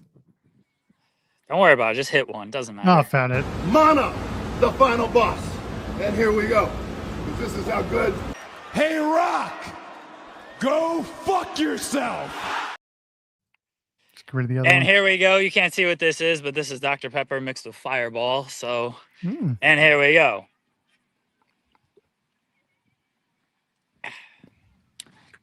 Good shit, everybody. Yes. Cheers to everybody for the week. Joel, thank you. SB3, thank you. Appreciate you guys doing the entire week. I look forward to checking out the Sheldon Jean interview when I get back. And Brent SB3 Banks was there too. What's that? Brent Banks was there too. Oh, was he? Okay, I wasn't Yeah, sure. they were both able to make it. Okay, cool. Yeah, I've not watched the show at all today, as is tradition if I'm not Good. on it, but I will watch the interview. SB3, appreciate you. It's me and SB3 every day next week, except allegedly Monday, but maybe we can get rid of Joel on Monday, which means it's going to be the best week in ITW history. Everyone have a good weekend. I'll be back next week. Bye, everyone. You got to kick me off, Joel. You couldn't see it, but SP3 was giving you deuces because he's a Oh, big I could fan see of the it. Yeah, I Dude could see guy. it. Yeah, deuces. All right, go enjoy your weekend, Jeremy. Take care. Hi, Mom. Bye, Mom. Jeremy's gone. It's just you and me, use. Come back, Iron Man. Hello. That was actually cool that I was able to sit it up there. Yeah, Give me a that break. worked out. Get to relax my back. Are you on a bed? Hmm? Are you on a bed? No, I'm on a beanie. I'm on a beanie bag. A beanbag. God dang. Okay, good for you. Yeah. All right, what's next? What's next to talk about? Did you see the Malachi Black thing that he put out? The video. I saw he's bald. He is bald. That is true. He is bald. They do a whole I don't even know what to call it. They did a whole day in the life of Malachi Black. He spends time with his wife, Ex-Lena. He feeds the dogs and the cats. He makes food. He goes kickboxing. He shoots guns. Then he wakes up one day and he goes into his room that has all of his wrestling gear and he says, "I gotta shave my head." And this is just a reenactment of what happened. And he shaves his head, and yeah, Okay. he's bald now. I saw the beginning of the video, and then I saw a picture of him bald. I didn't see the whole video. I think the funniest comment that I saw from that was Malachi won't even put his own hair over. That's actually pretty good. What do you think he's gonna wind up? Who cares? I have to be honest. I agree. I actually agree. It sucks so bad that like there was once upon a time where everyone was so excited for him, myself included, and then like the more you find out about a person, the less you just care about what they're doing. And like people are saying TNA, and probably TNA would almost certainly give him a shot because he's a former WWE and AEW guy. So like, I don't care. I liked what he was doing once upon a time in like NXT UK and on the indies for that matter, stuff with Progress. Like he was out there doing stuff, and then everything just kind of turned into extra lore. Don't want to lose. Got to do it my way. Like it doesn't feel collaborative. I don't know what he's doing. And then news of other stuff comes out, and then it hurts the kind of the image that you had in your head of this person that you rooted for 10 years ago, but you can't root for in the same way now. I'm like, he hasn't been good, and I get that there have been injuries, and I feel for him on that, but like I think it was Evolve who just said, he kind of looks like a skinhead, and that doesn't make me very comfortable. That's a good point. There is a certain amount of look to that, and it's like, I get it. He already looked like a cult leader, and when a cult leader shaves his head, then you start wondering what else he's leading, and it's just like it doesn't look great. But hey, you know what? They clearly don't talk to each other in that family about what looks good or doesn't. So, good point. Very, very well noted. But yeah. We'll see what happens there. I am very happy. I was going to mention that Money Mark bringing up. Good to see Buddy is cleared. Buddy Matthews posted a video announcing that he has been medically cleared to compete. Hopefully he's back in AEW pretty soon. I'm very interested to see where they position him if he is coming back to AEW television, because he seems like a guy that I don't know if they have like a ready-made spot for him, and they kind of have to create a story or a spot for him to come back to. Yeah, the spot is taking the national title from Andrade. That's the spot. I mean, I'll be down for just we're gonna sort of do the OG Collision rivalry, the rivalry where we didn't even come up with a story. We just said, "Buddy, Andrade, go have great match," and they did it every week. And then Andrade was like, "I need to get the fuck out of here," and Buddy was like, "I'm all right." I'm on TV. What are you up to? He's like, I'm actually cool. I'm actually good here. Like I wasn't good at that other place. I don't know if you should go over there. And Andrade's like, I gotta try to save my marriage. And he left, and then Buddy stayed, and now they're back in the same company again. So just run it back for the national title. Just having them have a 3-match series for the national title will do more for the national title than anything they've done thus far. Exactly. So, it's good to see that he's healed. It's good to see that he's cleared. And if he's not in the Casino Gauntlet match, I mean, I'd be surprised, but you can easily see him just show up there and that'd be a big surprise. Or if he's not in that, then bring him in for another surprise on another episode of Dynamite or Collision. It'd be good. Yeah.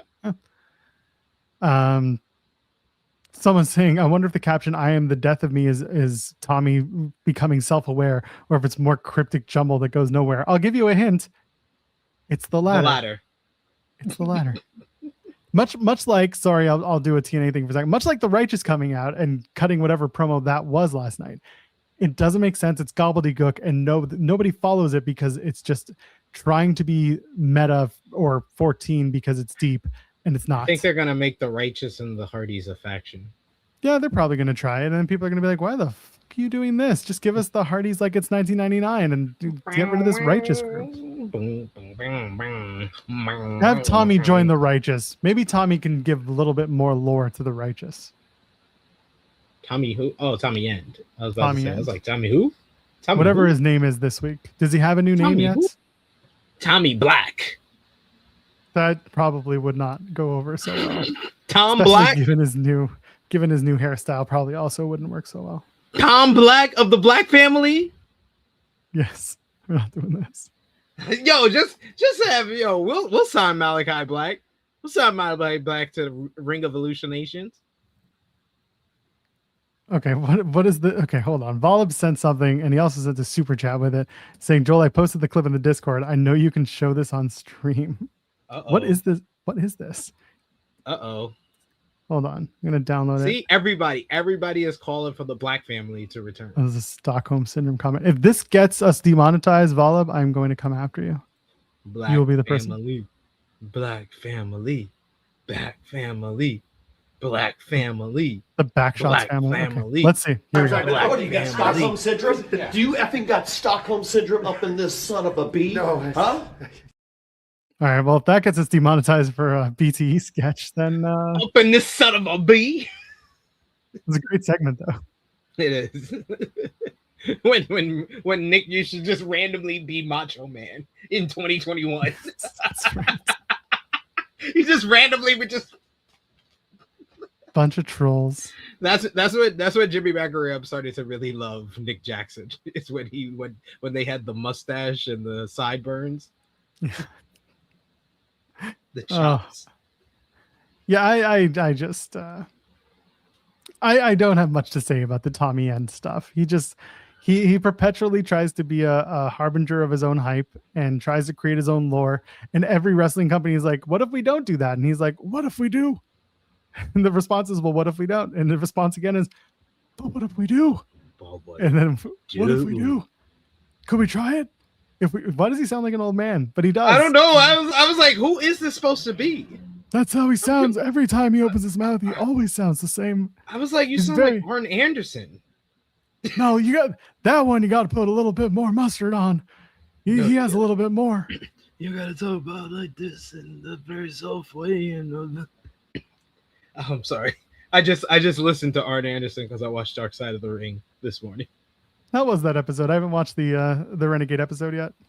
It actually was a good episode. As someone who, like Jeremy always says, I was another kid. I didn't grow up in the South, but I was a very much a kid that grew up in a wrestling family. So it wasn't like it was a wrestling family, not really a WWF family. So my grandma put me on to WCW very early on in my wrestling watching. So I remember the Renegade when he first came into WCW, and I had already known about the Ultimate Warrior. So in my head, because when he comes into WCW, I think I'm like 6 years old. I literally at 6 years old was like, oh my God, they got Ultimate Warrior's son. Like that was my headcanon for it as a kid. I was like, that's Ultimate Warrior's son. That's why he's with Hulk Hogan, because him and Ultimate Warrior are, of course, really good friends. Remember, he helped him at WrestleMania 8. Yeah, they're really good friends. So I just it was fascinating for me at now 38 years old, watching something that I originally watched when I was 6 years old and seeing in a whole different other context and learning about his outside of the ring troubles with addiction, his troubles with his wife, the whole drama, oh my god, with how he passed away.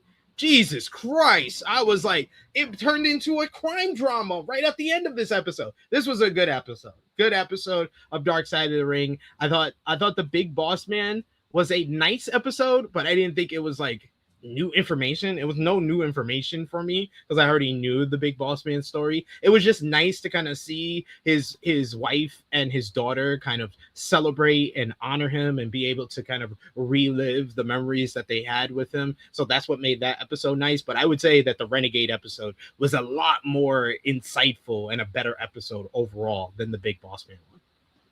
And you learned about dick dancers in this particular episode. Yes. How many times did they say dick dancers? They literally had one of his friends that was like at the end, he was like, he was a good wrestler. I think he was a better dick dancer. I'm all about it.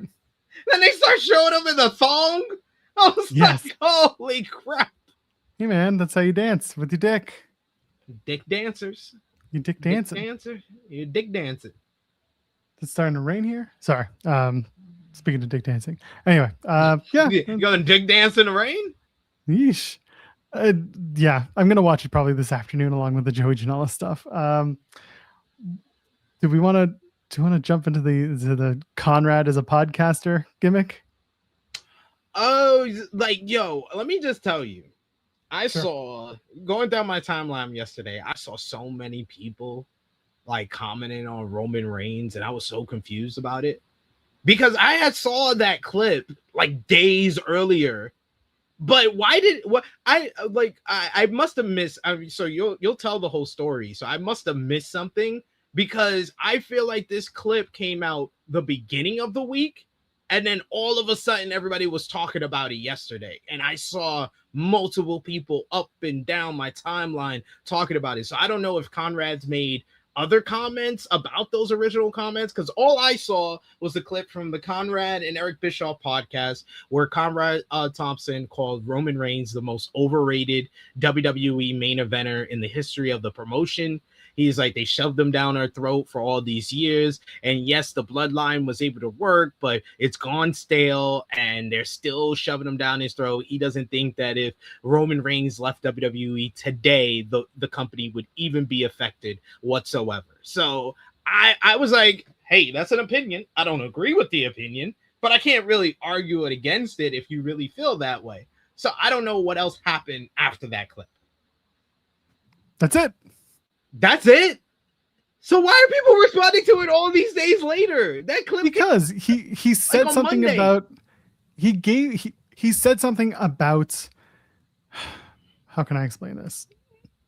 He said something about the actual biggest draw in WWE right now, and then he capitalized it with, but he's not the biggest draw in WWE right now. If you left tomorrow, nothing would matter. Is effectively the capsation of the argument.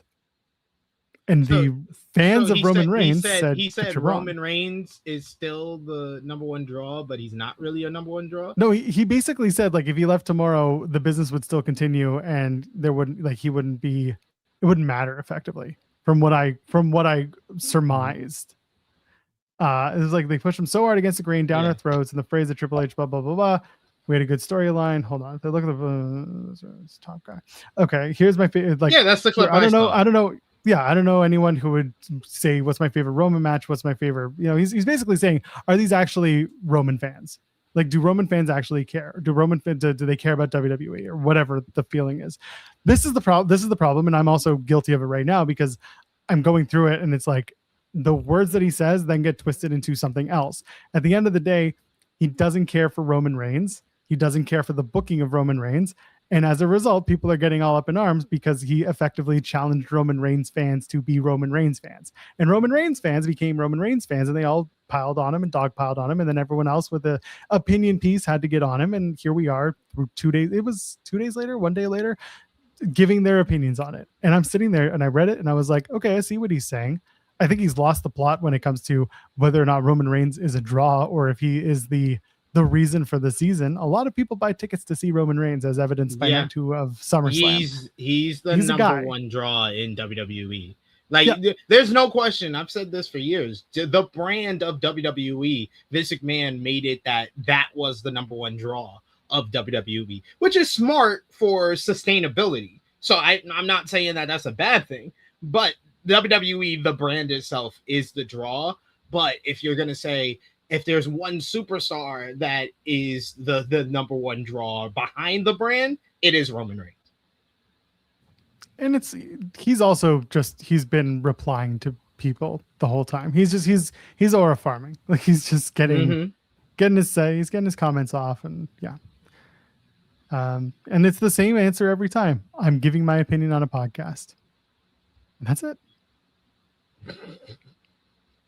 We give our opinions all the time on this podcast. Yeah, exactly. Really want to take That's trouble with it? Who cares? Like I got Phil upset when I said that Seth Rollins is the greatest number 4 guy in WWE history.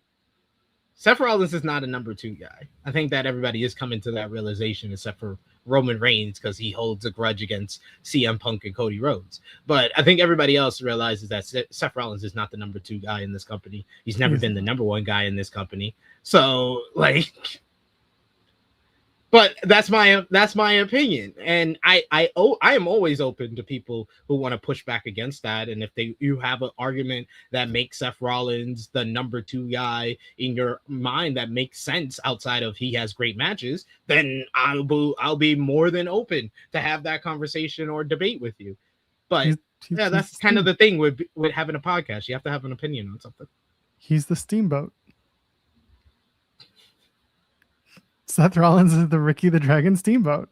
Always he's won titles, but like he's never been the reason people come to a show.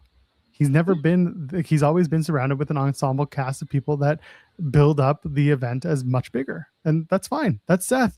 He never had that thing. Like, he was very popular for a long time, but he was never the guy without a doubt. That is Seth Rollins, and that's okay. And so on the Conrad front, the one thing that I think makes perfect sense in his replies, of which there are many, he said, buddy, I said he had the match of the weekend, talking about Roman. He's replying to someone who's a dork on Twitter. He says, in fact, I loved all 7 of his matches last year too. A little dig at Roman Reigns there.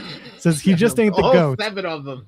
Yeah, he says he just ain't the GOAT. He has a GOAT manager, the longest entrance, the longest matches, goes on last, has the belt, and never loses. Lots of guys could do that. Well, this is the thing. Roman, we can't sit here and pretend like Roman hasn't spent years upon years getting to this point. Yeah. And being, and you can make shoved down our throats allegations all you want. And yes, for a long time, when Vince McMahon couldn't figure out what the fuck to do with him, he was being shoved down our throats because they could never figure out how to tell his story and how to make him an actual guy that was worth investing in from a character standpoint. So as a result, Roman Reigns was literally just put out there every week to try his best and fail. He had fans, he had his day one guys and girls, and that's fine. But when it came down to it, he didn't really break out until 2020 during the pandemic, when he showed up on a couch next to Paul Heyman. And now people want to move the goalposts and say Paul made him a star. I think Paul added to what Roman Reigns became, no questions asked. I think the two of them working together, and also we're not going to pretend as if Paul and Roman weren't already working together, considering there were 50 Brock matches before we got to this point. So we're not going to pretend like Paul and Roman weren't already aligned backstage somehow anyway. You can argue that Paul had a big influence on Roman, but it still takes the guy in front of the camera to get there as well. So as much as there is a shared, level of success, it was always in the works of Roman. Here's a really good example for people who literally watched this show earlier on a smaller scale. That interview that you just saw, if you don't see the fact that Brent Banks, who has been in the business for 20 years, isn't giving Sheldon Jean, who is currently poised to go up and do some good things in wrestling, if you don't see the fact that Brent was giving Sheldon every opportunity to shine in that interview, then you're lost. And that's exactly what we're seeing with Paul, with Roman.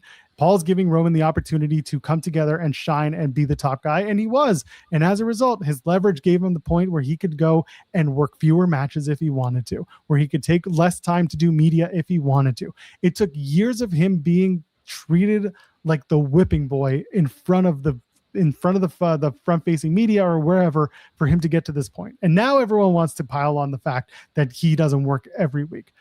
I don't care.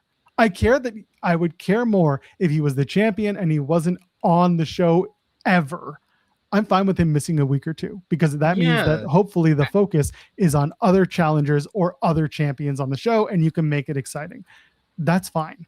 But we can't sit here and pretend that Roman Reigns, is useless now or that he's being shoved down throats. So, and I think the whole conversation about Roman's schedule is so overwrought. It's so over talked about, and like it basically, he has had a much better schedule in 2026 than the last 2 years. Yet no one wants to bring it up. No one wants to praise Roman for being here so often. They just want to continue saying, "Oh man, he missed last week though. He missed last week. He wasn't here every single week of the road to SummerSlam. He doesn't need to be." What the one thing that like this type of schedule did teach us is like 10 years ago when it was really only Brock who had this type of schedule, everyone felt the same on the roster except for Brock Lesnar. Brock Lesnar felt special because he was only around occasionally. When did any of the world titles in the company feel the most prestigious or special that it has in the last couple of years? When Roman Reigns was the champion in 2022, 2023, and he would only show up occasionally. And when you see the title, you're like, oh, it's like, oh, we don't always get to see it, but it's here now. It's here. So like the schedule of not being there, that's what I grew up on in the early 90s, late 80s. I didn't see Hogan on WWF Superstars every freaking week. I didn't see Macho Man Randy Savage on WWF Action every single week. What are y'all? Y'all are so spoiled. Y'all are spoiled. I'm here to tell all these wrestling fans that if you complain about Roman Reigns missing a week of television when he's gonna be here next week, you are a problem. You are a problem because wrestling, how we grew up on wrestling, how it was built, the superstars who are the real stars, who are the real draws for the company, are not supposed to be here every week. That's how they maintain their aura. That's how they maintain their star power, by not being here every single week. CM Punk, someone who complained about that shit. What's his schedule like right now? Kind of interesting, right? He was complaining about that. And then his schedule switched up. John Cena, who's complaining about that with The Rock. What did his schedule look like towards the last final years of his career? Kind of interesting how that worked, huh? Yeah. I'm just saying, yo, like, this is ridiculous. Like, wrestling fans, I feel like they just, wrestling history starts when they started watching, when they turned on the TV for the first time and saw their first wrestling match, and they just ignore everything that happened before that. Yeah, that's what it is. That's what it's supposed to be. It only exists from the time you existed. It's maddening, but again, Roman is not the first, he's not the last, and he's deserving of the time that he gets. But not having him on TV makes the world title more important at times. Putting Cody on TV every week sometimes just makes us bored of Cody as the world champion. It's killed any thought of anybody saying Cody Rhodes is the number one guy of this company. To the majority of us fans that watch it and talk about it, it's killed any version of him feeling like the number one guy because he's here every week and he's stale. And meanwhile, Kenny wasn't on the Mexico show, so you know it does happen when your world champion's not there. It's okay. It's a good way to continue moving forward with the stories that you're telling, and you still talk about the world champion. You should always talk about your world champion, but you should also spend the time kind of telling us why the world champion is not there, why it's okay that he's not there, why you need to build up other people when the world champion's not there. That's fine. I see people in the chat saying like, you wish you'd wrestle more on TV.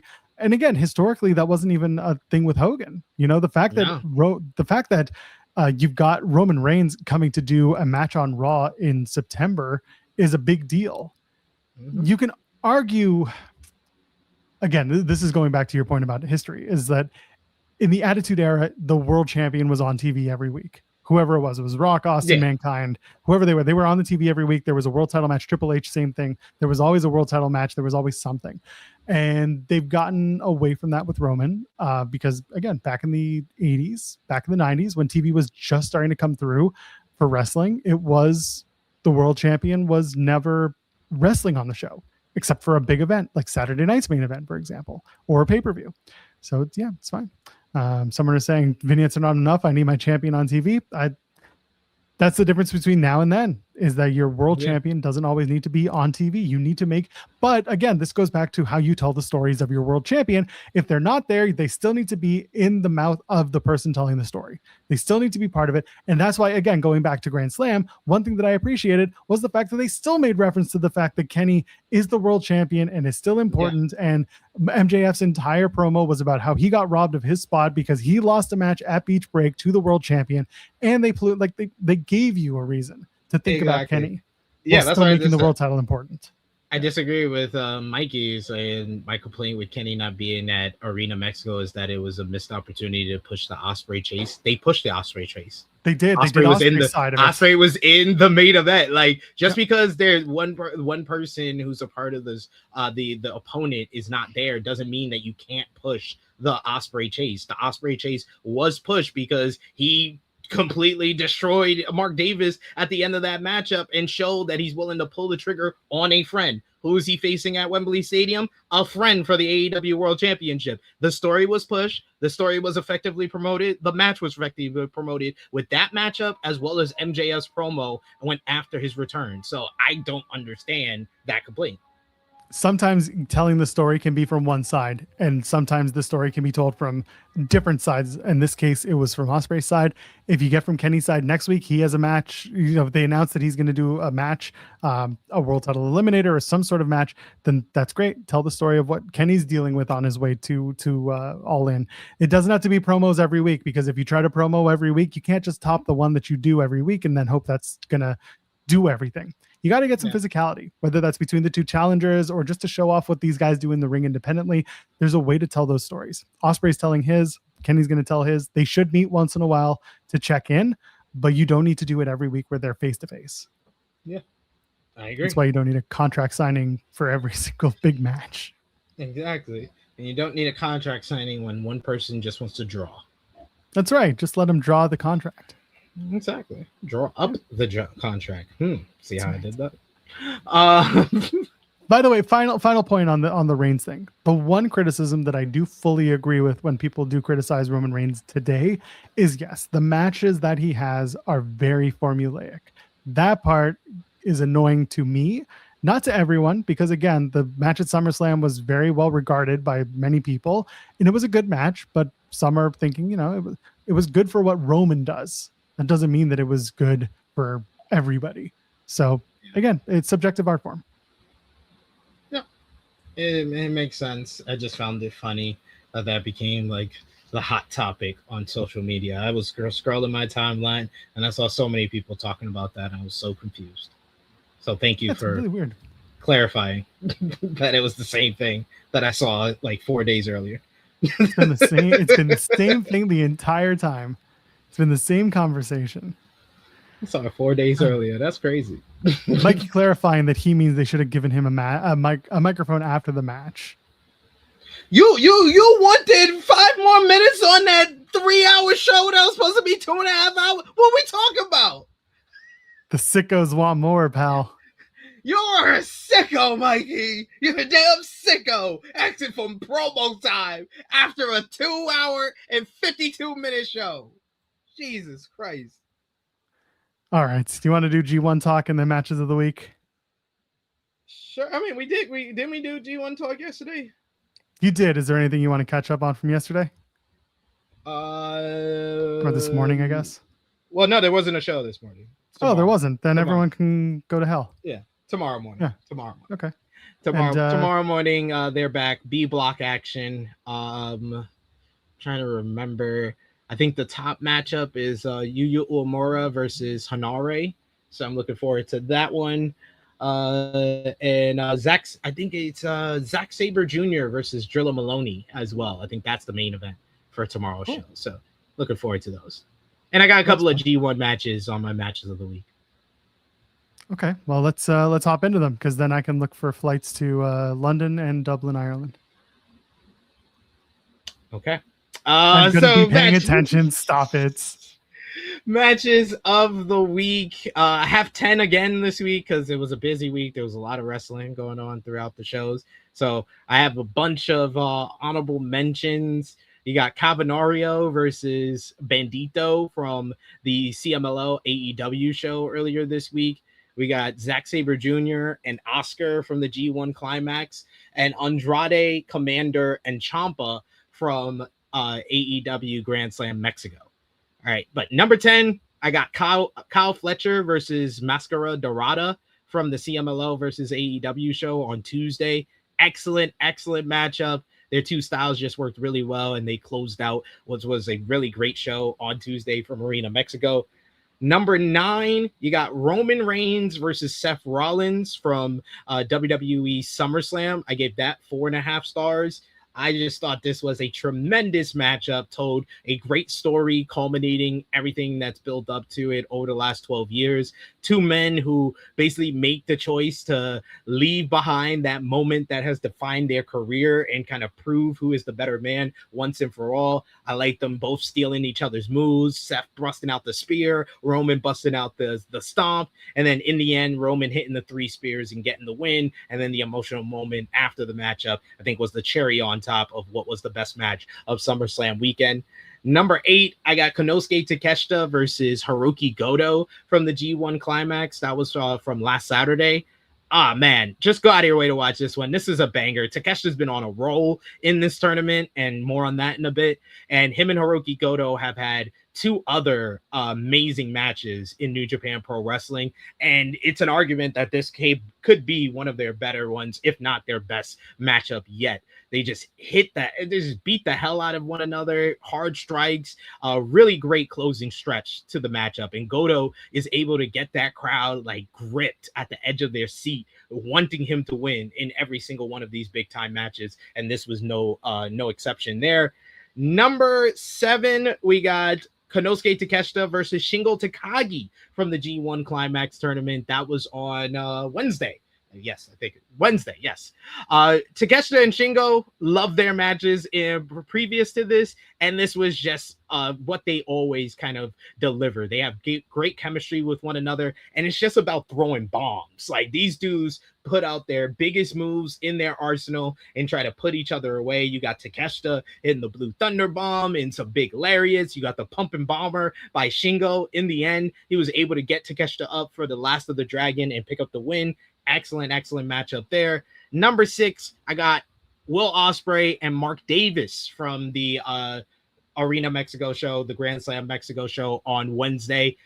Just a bloody war. Exactly what it should have been. Mexico City street fight lived up to the stipulation. Number 5, I got Yota Tsuji versus Roye Uyawa from the G1 Climax tournament. There is an argument this may be the best match of the tournament so far. 2 of the young guys that just had this epic kind of like Tokyo Dome-esque main event. The simplicity of the Oyoa headlock offense versus Yota Tsuji's versatility and how he's able to do high flying, strong style, lucha libre all in one. But Oyoa's kind of just down pat with this whole headlock and technical wrestling was a great kind of styles clash that we needed in that matchup. Number 4, you got Gabe Kidd and Hanare. Dave Meltzer rated this 5 stars. I give it 4 3/4 stars. So not that far off. If you think it's perfect, I'm not going to argue with you because these 2 guys beat the hell out of one another. It's a matchup that I asked Hanare about when we interviewed him. So it was one of my matches I was most anticipating in the G1 Climax tournament this year. And just Gabe and Hanare just have this unbridled rage inside of them. It feels like a savage fight. It feels like 2 warriors that are just fighting over the last fucking turkey wing. It was great. Number 3. I know what that's like. I do. I It's know very you do. relatable. So the top 3, I feel like any of these top 3, if you think that this is your match of the week, there you can't make the argument. I kind of have shuffled around these top 3 the whole week, but this is the order I'm just going to give it in now. Basically, I put it in the order that I watched it in reverse. So the last match I watched, number 3, was Kyle Fletcher versus Speedball Mike Bailey from Grand Slam Mexico. I gave that 4 3/4 stars. Just an amazing matchup. These two guys in front of that red hot Arena Mexico crowd, and just flawless execution. The Ultimo Weapon near fall, the brain buster near fall, Kyle Fletcher killing Speedball on that last brain buster on the top rope, the moonsault off the steps. There's so many great moments. This was one of the best TV matches of the year. Number 2, Boltin Oleg and Yota Tsuji from the G1 Climax tournament from yesterday morning. Go out of your way to watch this matchup. Boltin Oleg, he convinced me here. I've been hearing the argument all tournament, Joel. There's been people that saying Boltin Oleg is one of the best workers in all of wrestling right now. And I was like, I know Boltin Oleg is talented. I've seen him in great matches, but I don't know if he's there quite yet.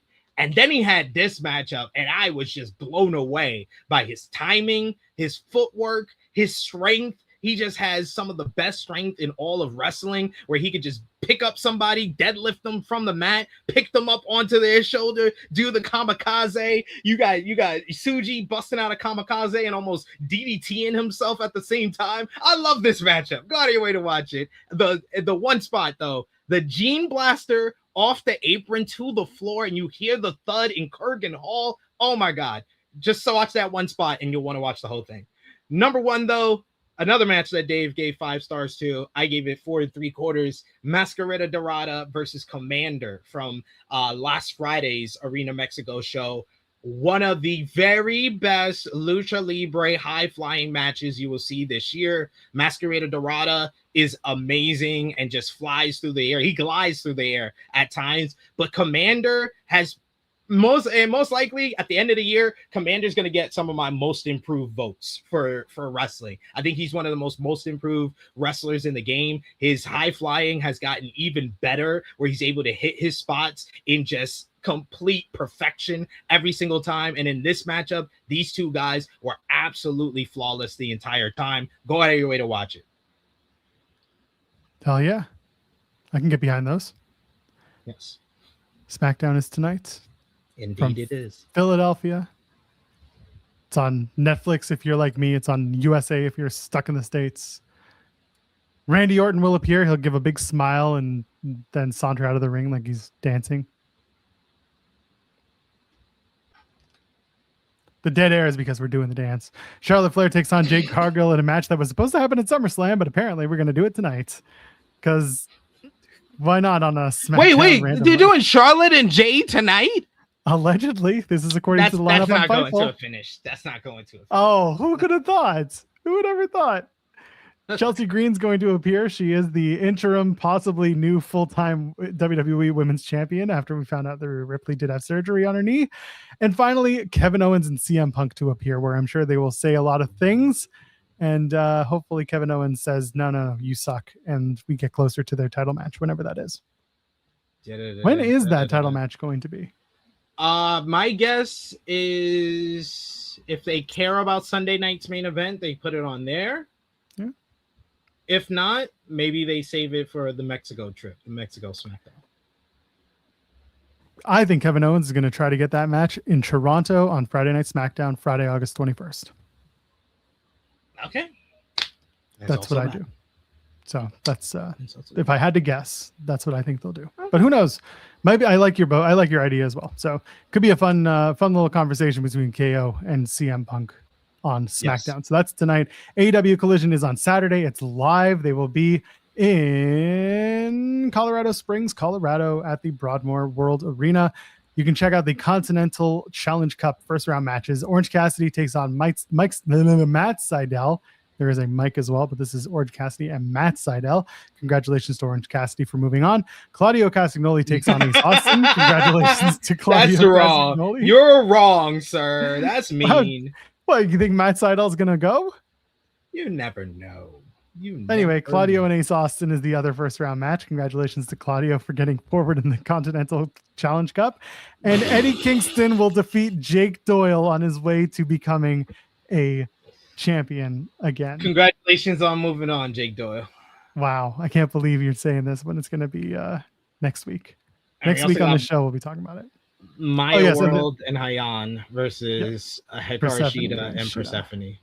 That should be a fun match. Yeah, looking forward to that. And then also tonight in Arena Mexico is the CMLL 2026 Men's Grand Prix. So it's a Men's Grand Prix. It's going to be Team Mexico versus Team The World. On Team Mexico, you got Shelwa, you got Volador Jr., Teton, we got Ultimo Guerrero, Mascarita Dorada, Hechicero, Mystico, Templario, Angel Dora, Barbaro Cavanario, and Soberano Jr.